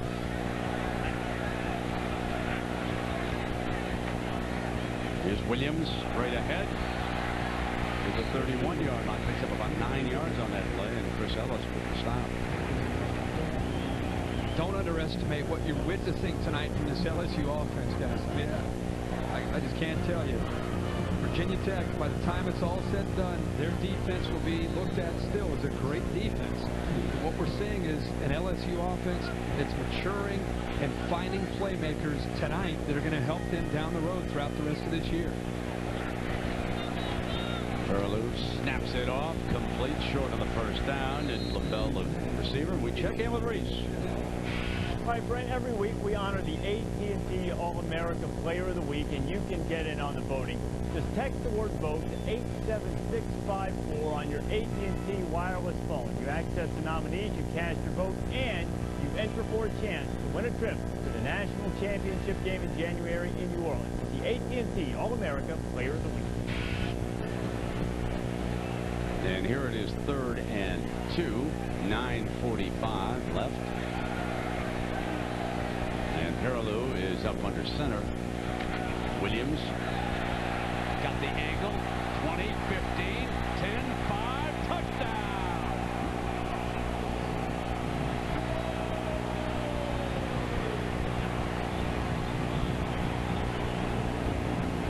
That was 3rd and 2. He burst 32 yards. We've got to see Kalen Williams get on the field and get more of an opportunity to make these kind of plays. What acceleration. He's running away from a DB, one of the fastest linebackers in the country. And how about the block by Early Doucette, the great wide receiver, downfield 25 yards, locking up the Virginia Tech secondary and opening up the rest of the running lane there for a touchdown. Colt David adds the extra point, and so remember, it was the personal foul roughing the punter that kept that scoring drive alive.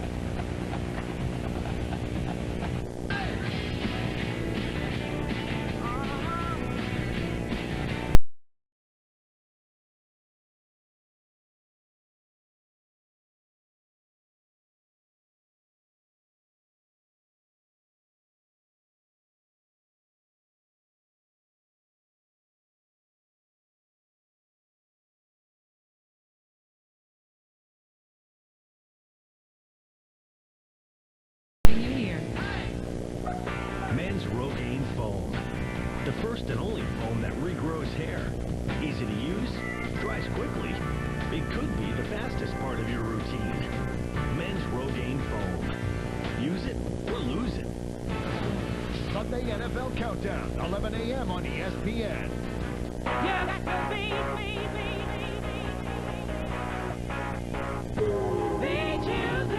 All-Star Automotive Group is sizzling with super hot markdowns at our model year-end sales event.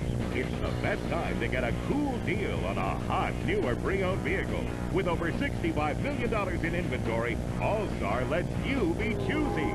For cool deals on hot rides, come to All-Star's model year-end sales event. Be choosy. In a recent side-by-side comparison, an overwhelming number of people said that the product on the left looks way better than the product on the right. Even satellite customers agree that cable has a better picture. Cox HD. It's not just a matter of taste. To see for yourself, visit cox.com/HDTV.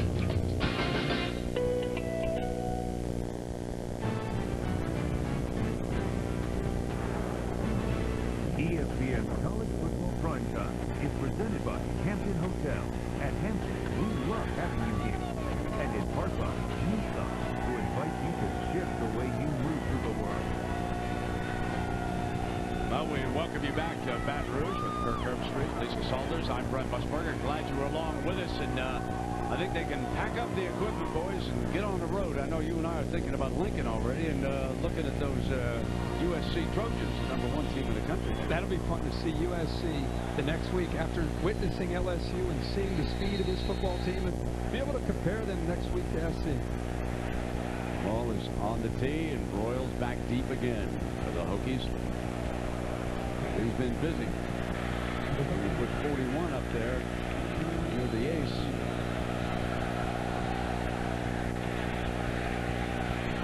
Got this one at a 4. Now sprints back out to the right with his speed. And he has pushed out about another fine return from Royal. And you know, Lou Holtz said something that applies to Virginia Tech tonight. When you're in a conference and you're playing a non-conference game and you lose it, you've still got something to look forward to. Virginia Tech's going to be a force in the ACC. They definitely are going to be a force in the ACC. The ACC is wide open. That's why I thought this second half was so important for Virginia Tech to try to build a little bit of momentum and realize, hey, you lost this one.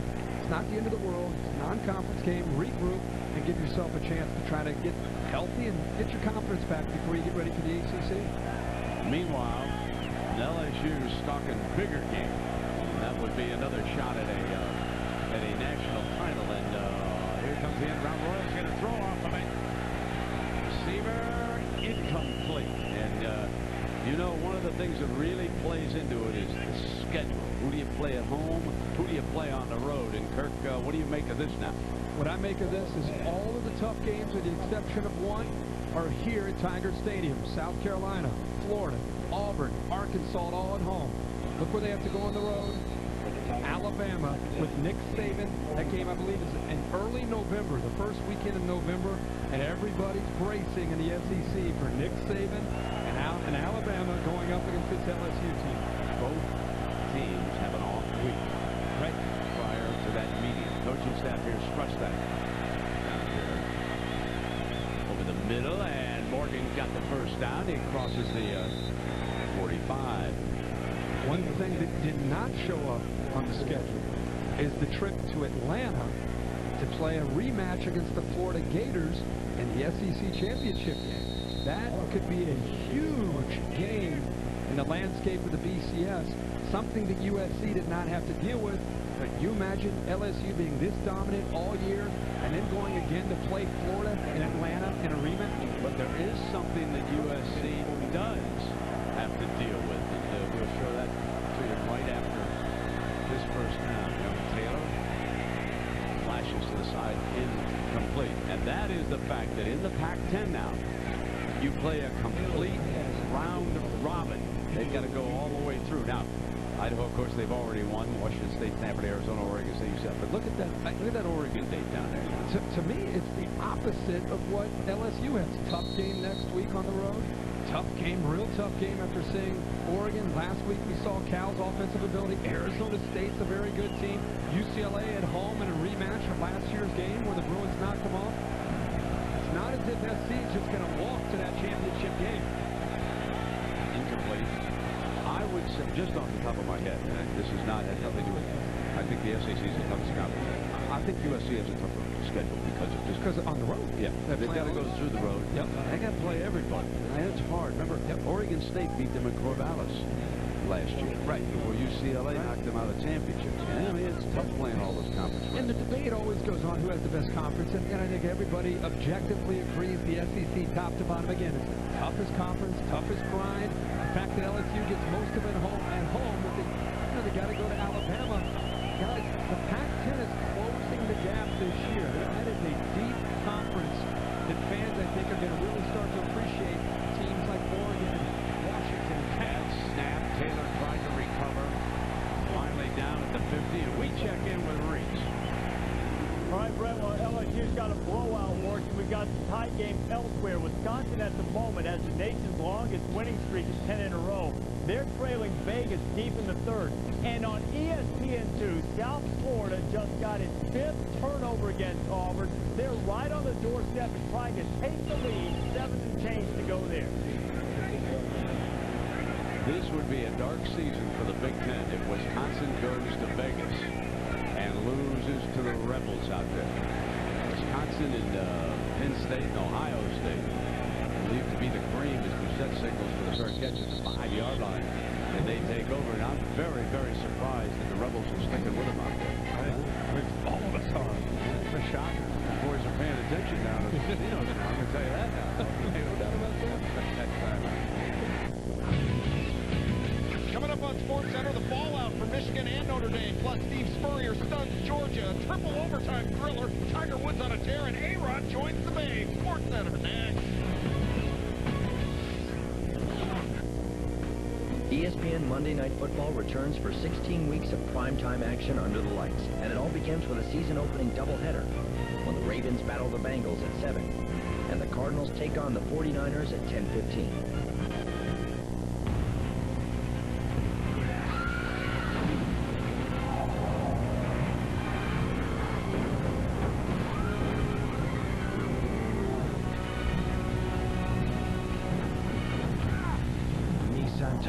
is a Strategic Vision Total Quality Award leader.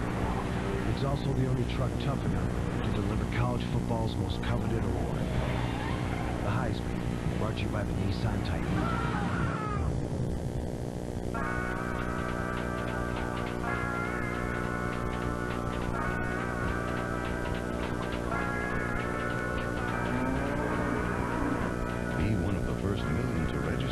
FreeChickenandCoke.com.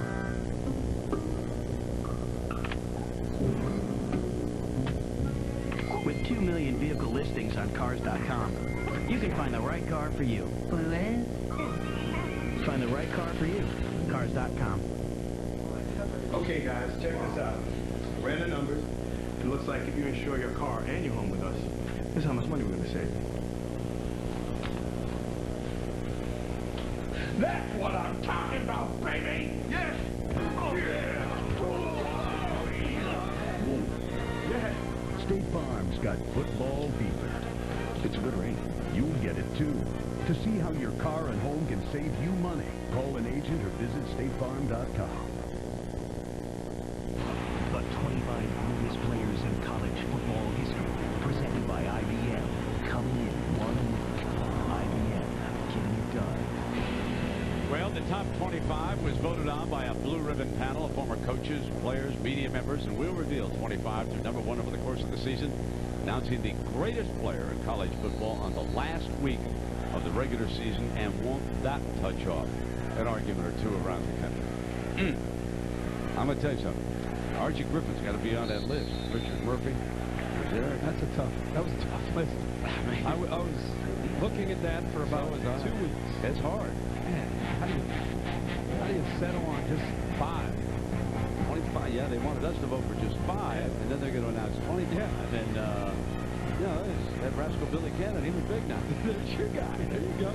I'm old school. I mean, real old. How about Herschel Walker? Well, how can you count him out? He was unbelievable. What Roger Staubach?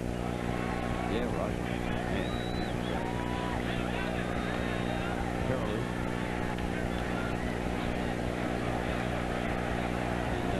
Baker Murphy, and Carolou takes it around trying to get a first down, steps out right at the marker. So Ice serves a penalty flag now, and you know, Flynn's night is done, and he's getting a little ice over here. They've got a very comfortable lead. He came up a little gimpy on that, and I suppose that's the kind of thing, Kirk, if they really needed to have him on the field, he'd be fine, but you might as well. Anytime you see a quarterback who's a senior, who's got a 41-7 lead late in the fourth quarter, he's got a little ice on the ankle, and he's got a big smile on his face, that's a precautionary move. There's another freshman on the field for LSU that they told us about. Richard Murphy is the running back, folks. He's number 26. Coaches wanted to get him on the field. They say that, and here's a surprise, he's got speed. There's a shock. Here he comes now, but he just couldn't do a thing. He couldn't get started. And Martin brought him down, and that's one of the brothers, Orion Martin, making the stop. And we check in with Reese. All right, Brent, Arizona State and Colorado. Colorado jumped to a 14-0 lead. It's now 14-13 when Rudy Carpenter, look at that catch and traffic by Kyle Williams, and Arizona State has a 5-point lead at the half. Vegas still with a 1-point lead. South Florida missed another field goal. They're 1 for 5 on field goal tries tonight. On ESPN2, South Florida and Auburn tied at 17.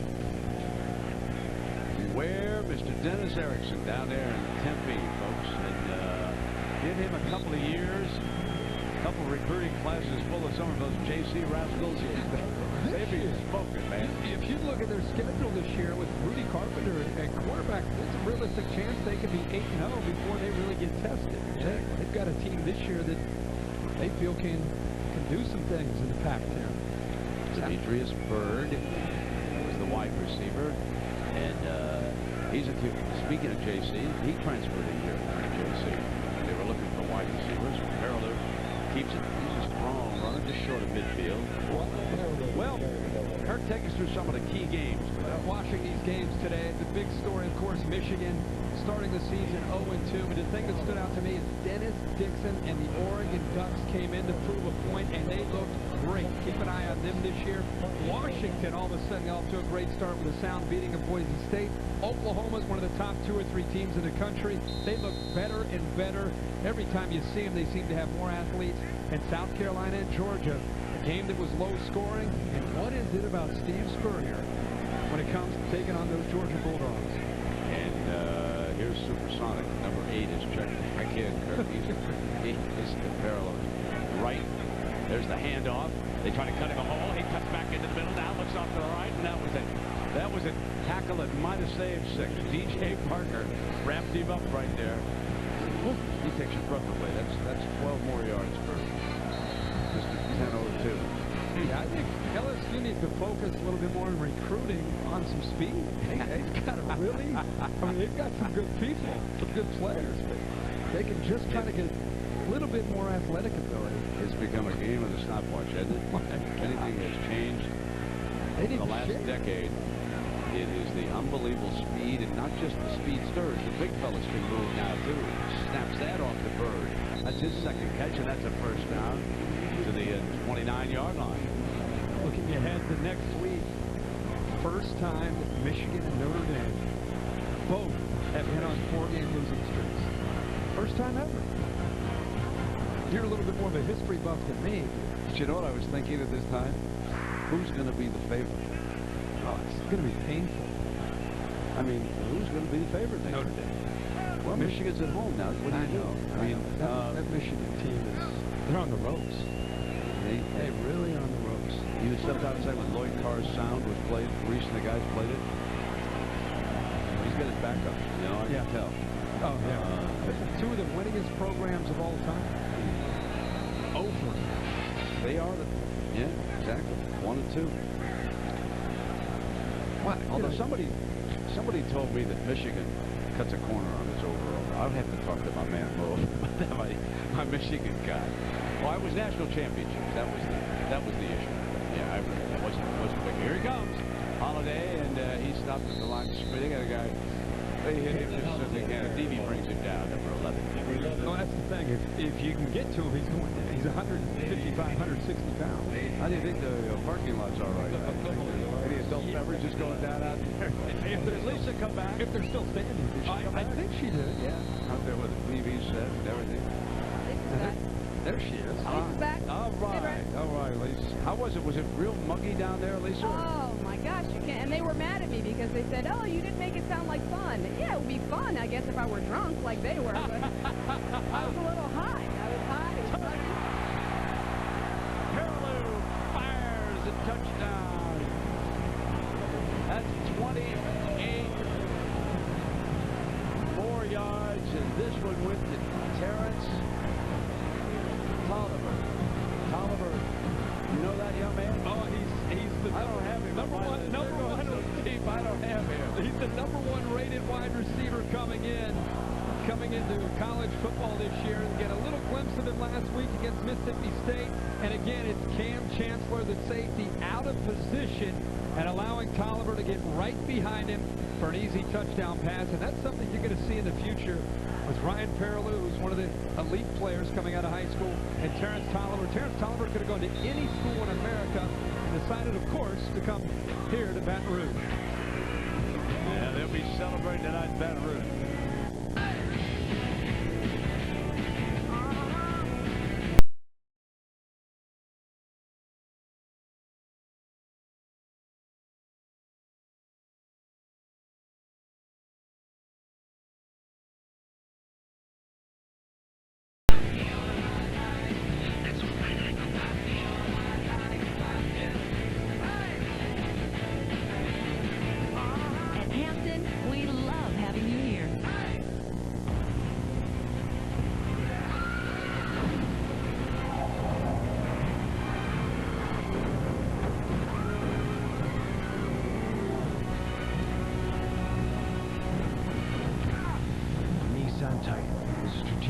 Total Quality Award leader.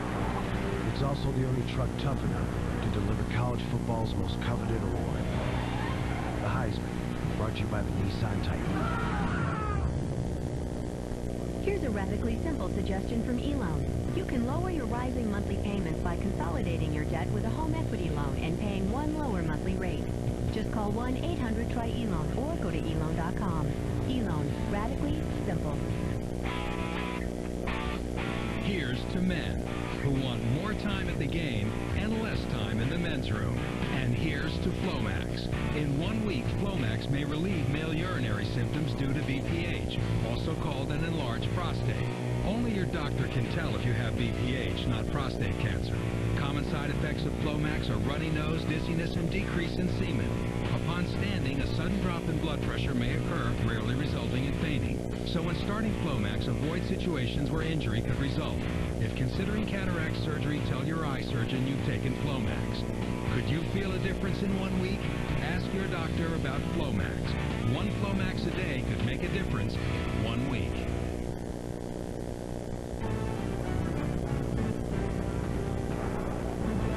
ESPN College Football Primetime. Brought to you by Sonic. It's not just good, it's Sonic good.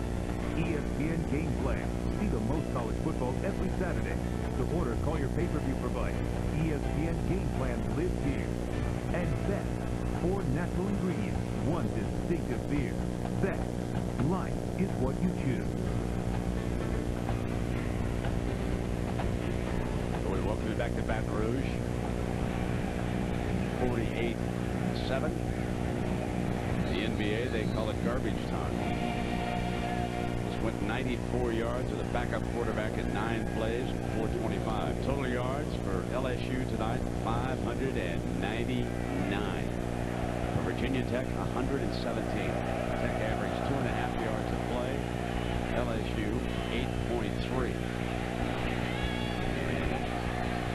Change return men come with one of their wide receivers. We check in with Reese after that return by Brandon Dillard. All right, Brent, on ESPN2 right now, freshman Wes Byram of Auburn just put the Tigers on top with a field goal, 20-17, just under 3 minutes to play. As I told you earlier, South Florida is 1 for 5 on field goals tonight. Matt Grody and company out of timeouts, but about to get the ball back. Great one going on ESPN2. All right, Reese. Great one on ESPN. Yeah, that's it. And, you know, we're in historical territory. Negative as far as Frank is concerned, but his career at Virginia Tech, unofficially, the previous biggest setback was 38 points, and he's down 48-7 here. 5 yards, still first down.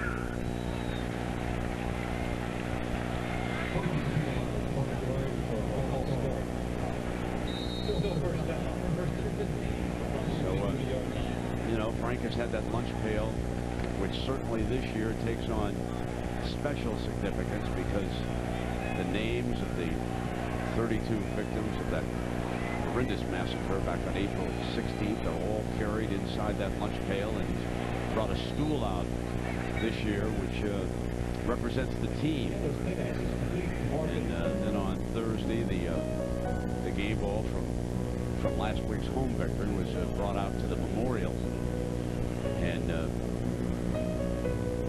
in honor of you, none of us is as good as all of us. And that is the slogan for this year's Hokie team. And of course, the youngsters on this football will carry the memories of those 32 victims all season long. A couple of those youngsters were very familiar with the football team. It's Taylor, the quarterback, takes out of bounds. One of them was a band member who we happened to meet down in Jacksonville when Virginia Tech played to Florida State in an ACC championship game a couple of years ago. And I remember he came down and how nice he was. I think all of us who've been around the Virginia Tech community for anything, we're so touched by what happened. And tonight, of course, you know, there's long faces for a lot of different reasons, and they're just losing the football game. And not what happened back on April 16th, but they will carry the names with them all season long. And now, Kurt, switching back to football, let me ask you this. Is there a quarterback controversy at Virginia Tech, or has the youngster Tyrod Taylor taken over for Sean Glennon? I think that Frank will have to wait and see. How do you read that? I think it'll be a wait-and-see approach. I think that'll be one of the first questions that everybody wants to know in Blacksburg. The fans have been calling for Tyrod Taylor. They want to see him get his chance. I personally think there's still a lot of football this year to be played, and I think the torch may have been handed to Tyrod Taylor. And Lisa, you know, we talk about the terrible circumstances surrounding the Virginia Tech campus, but we can't forget that right down the road there was a hurricane, and a lot of victims were flown up here. That basketball arena where Shaquille O'Neal played, that became an emergency hospital up here. That's right, Brent. And in that Virginia Tech tragedy, it really touched people all over the country. And that student that you were talking about, the band member Ryan Clark, he and another young woman who was killed, Leslie Sherman, they were part of a group of Virginia Tech volunteers who actually came up here to the bayou to help out when Hurricane Katrina ripped through here a couple of years ago. So naturally, when the folks here at the church ministry that worked with them, when they found out about what had happened, they were devastated. What they have decided to do is to rebuild a home that was destroyed by Hurricane Katrina and name it the Virginia Tech House in honor of Ryan Clark and Leslie Sherman. And now Monty Favre, the woman, the 80-year-old woman who lives in the house, said, you know, those young people came down here to help people like me, and it's just a shame that their lives were cut short so quickly. Indeed. Thank you, Lisa. Third down and 10 now, and Taylor on the sprint, throwing across the body accurately, and that would be Ike Whitaker, who was quarterback here last year, making that catch. He's a young man with athletic ability, but now the coach's job will be to return back to Blacksburg and you know, restore the confidence with these young men. It's a quality coaching staff. I'm sure that will happen up there with Frank and the rest of his assistants. They were overmatched today. I think that you know, you and I would say if they played 10 times on a neutral site, we probably would think LSU would win 8 or 9. Yeah. Now Blacksburg would be a little bit different story. Yeah, but neutral field. But you look at the future. They have Ohio University coming up, William and Mary, North Carolina before they go to Clemson. Go back to your question.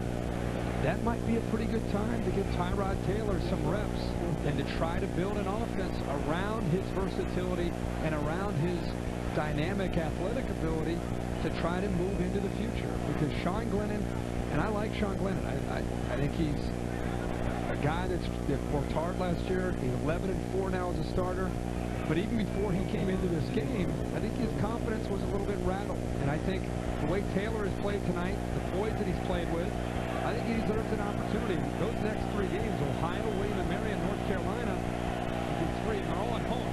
It'll be 3 great opportunities to give him more and more experience until he can finally take it over.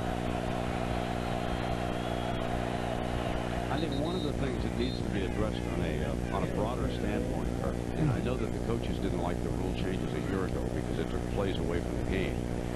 But what I am starting to sense is that some of these games are starting to run a lot longer than last year's games.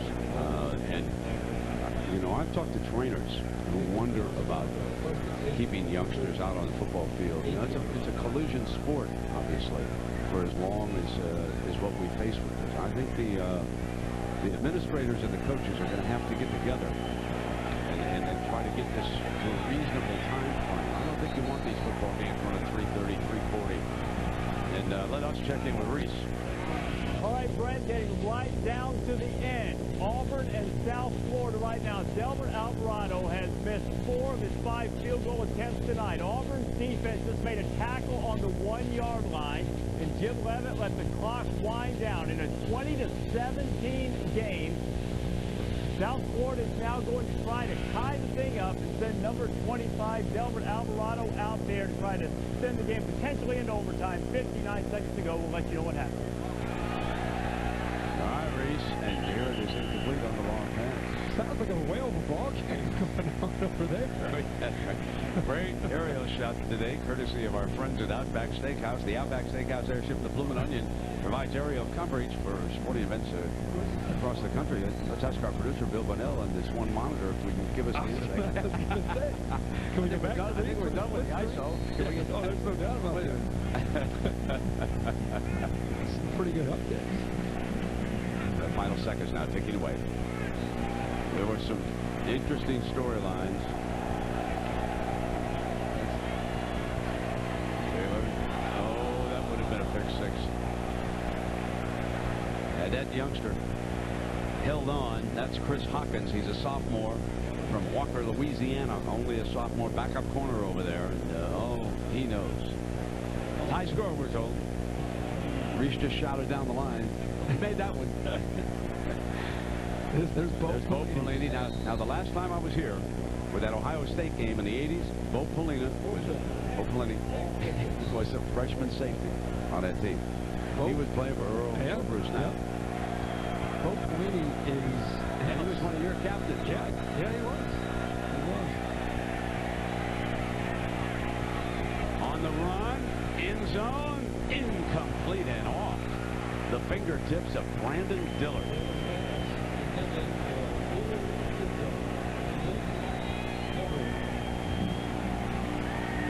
So LSU stakes its claim to being one of the top 2 teams in the country, and there doesn't seem to be any doubt about that here tonight. They were a big favorite, and they backed it up 48-7. They've given up 1 touchdown in 2 games. Record-setting territory against Frank Beamer. Now Jimmy Welker comes in to run the clock out. He'll just take the knee down here, and there it is. So Les Miles and LSU beat Frank Beamer. Virginia Tech here tonight, and they did it handily, as the coaches here will meet in midfield. There's a young man with fine future, Tyrod Taylor. Again, our final score, 48-7 LSU over Virginia Tech. A presentation to ESPN, the worldwide leader in sports. For Kirk Herbstreit and Lisa Salters, I'm Brent Musburger, reminding you that next Saturday night on ABC, we'll be in Lincoln, Nebraska. The #1 team, USC, pays a visit to the Cornhuskers. We'll see you then. Coming up next is SportsCenter. So long, everybody.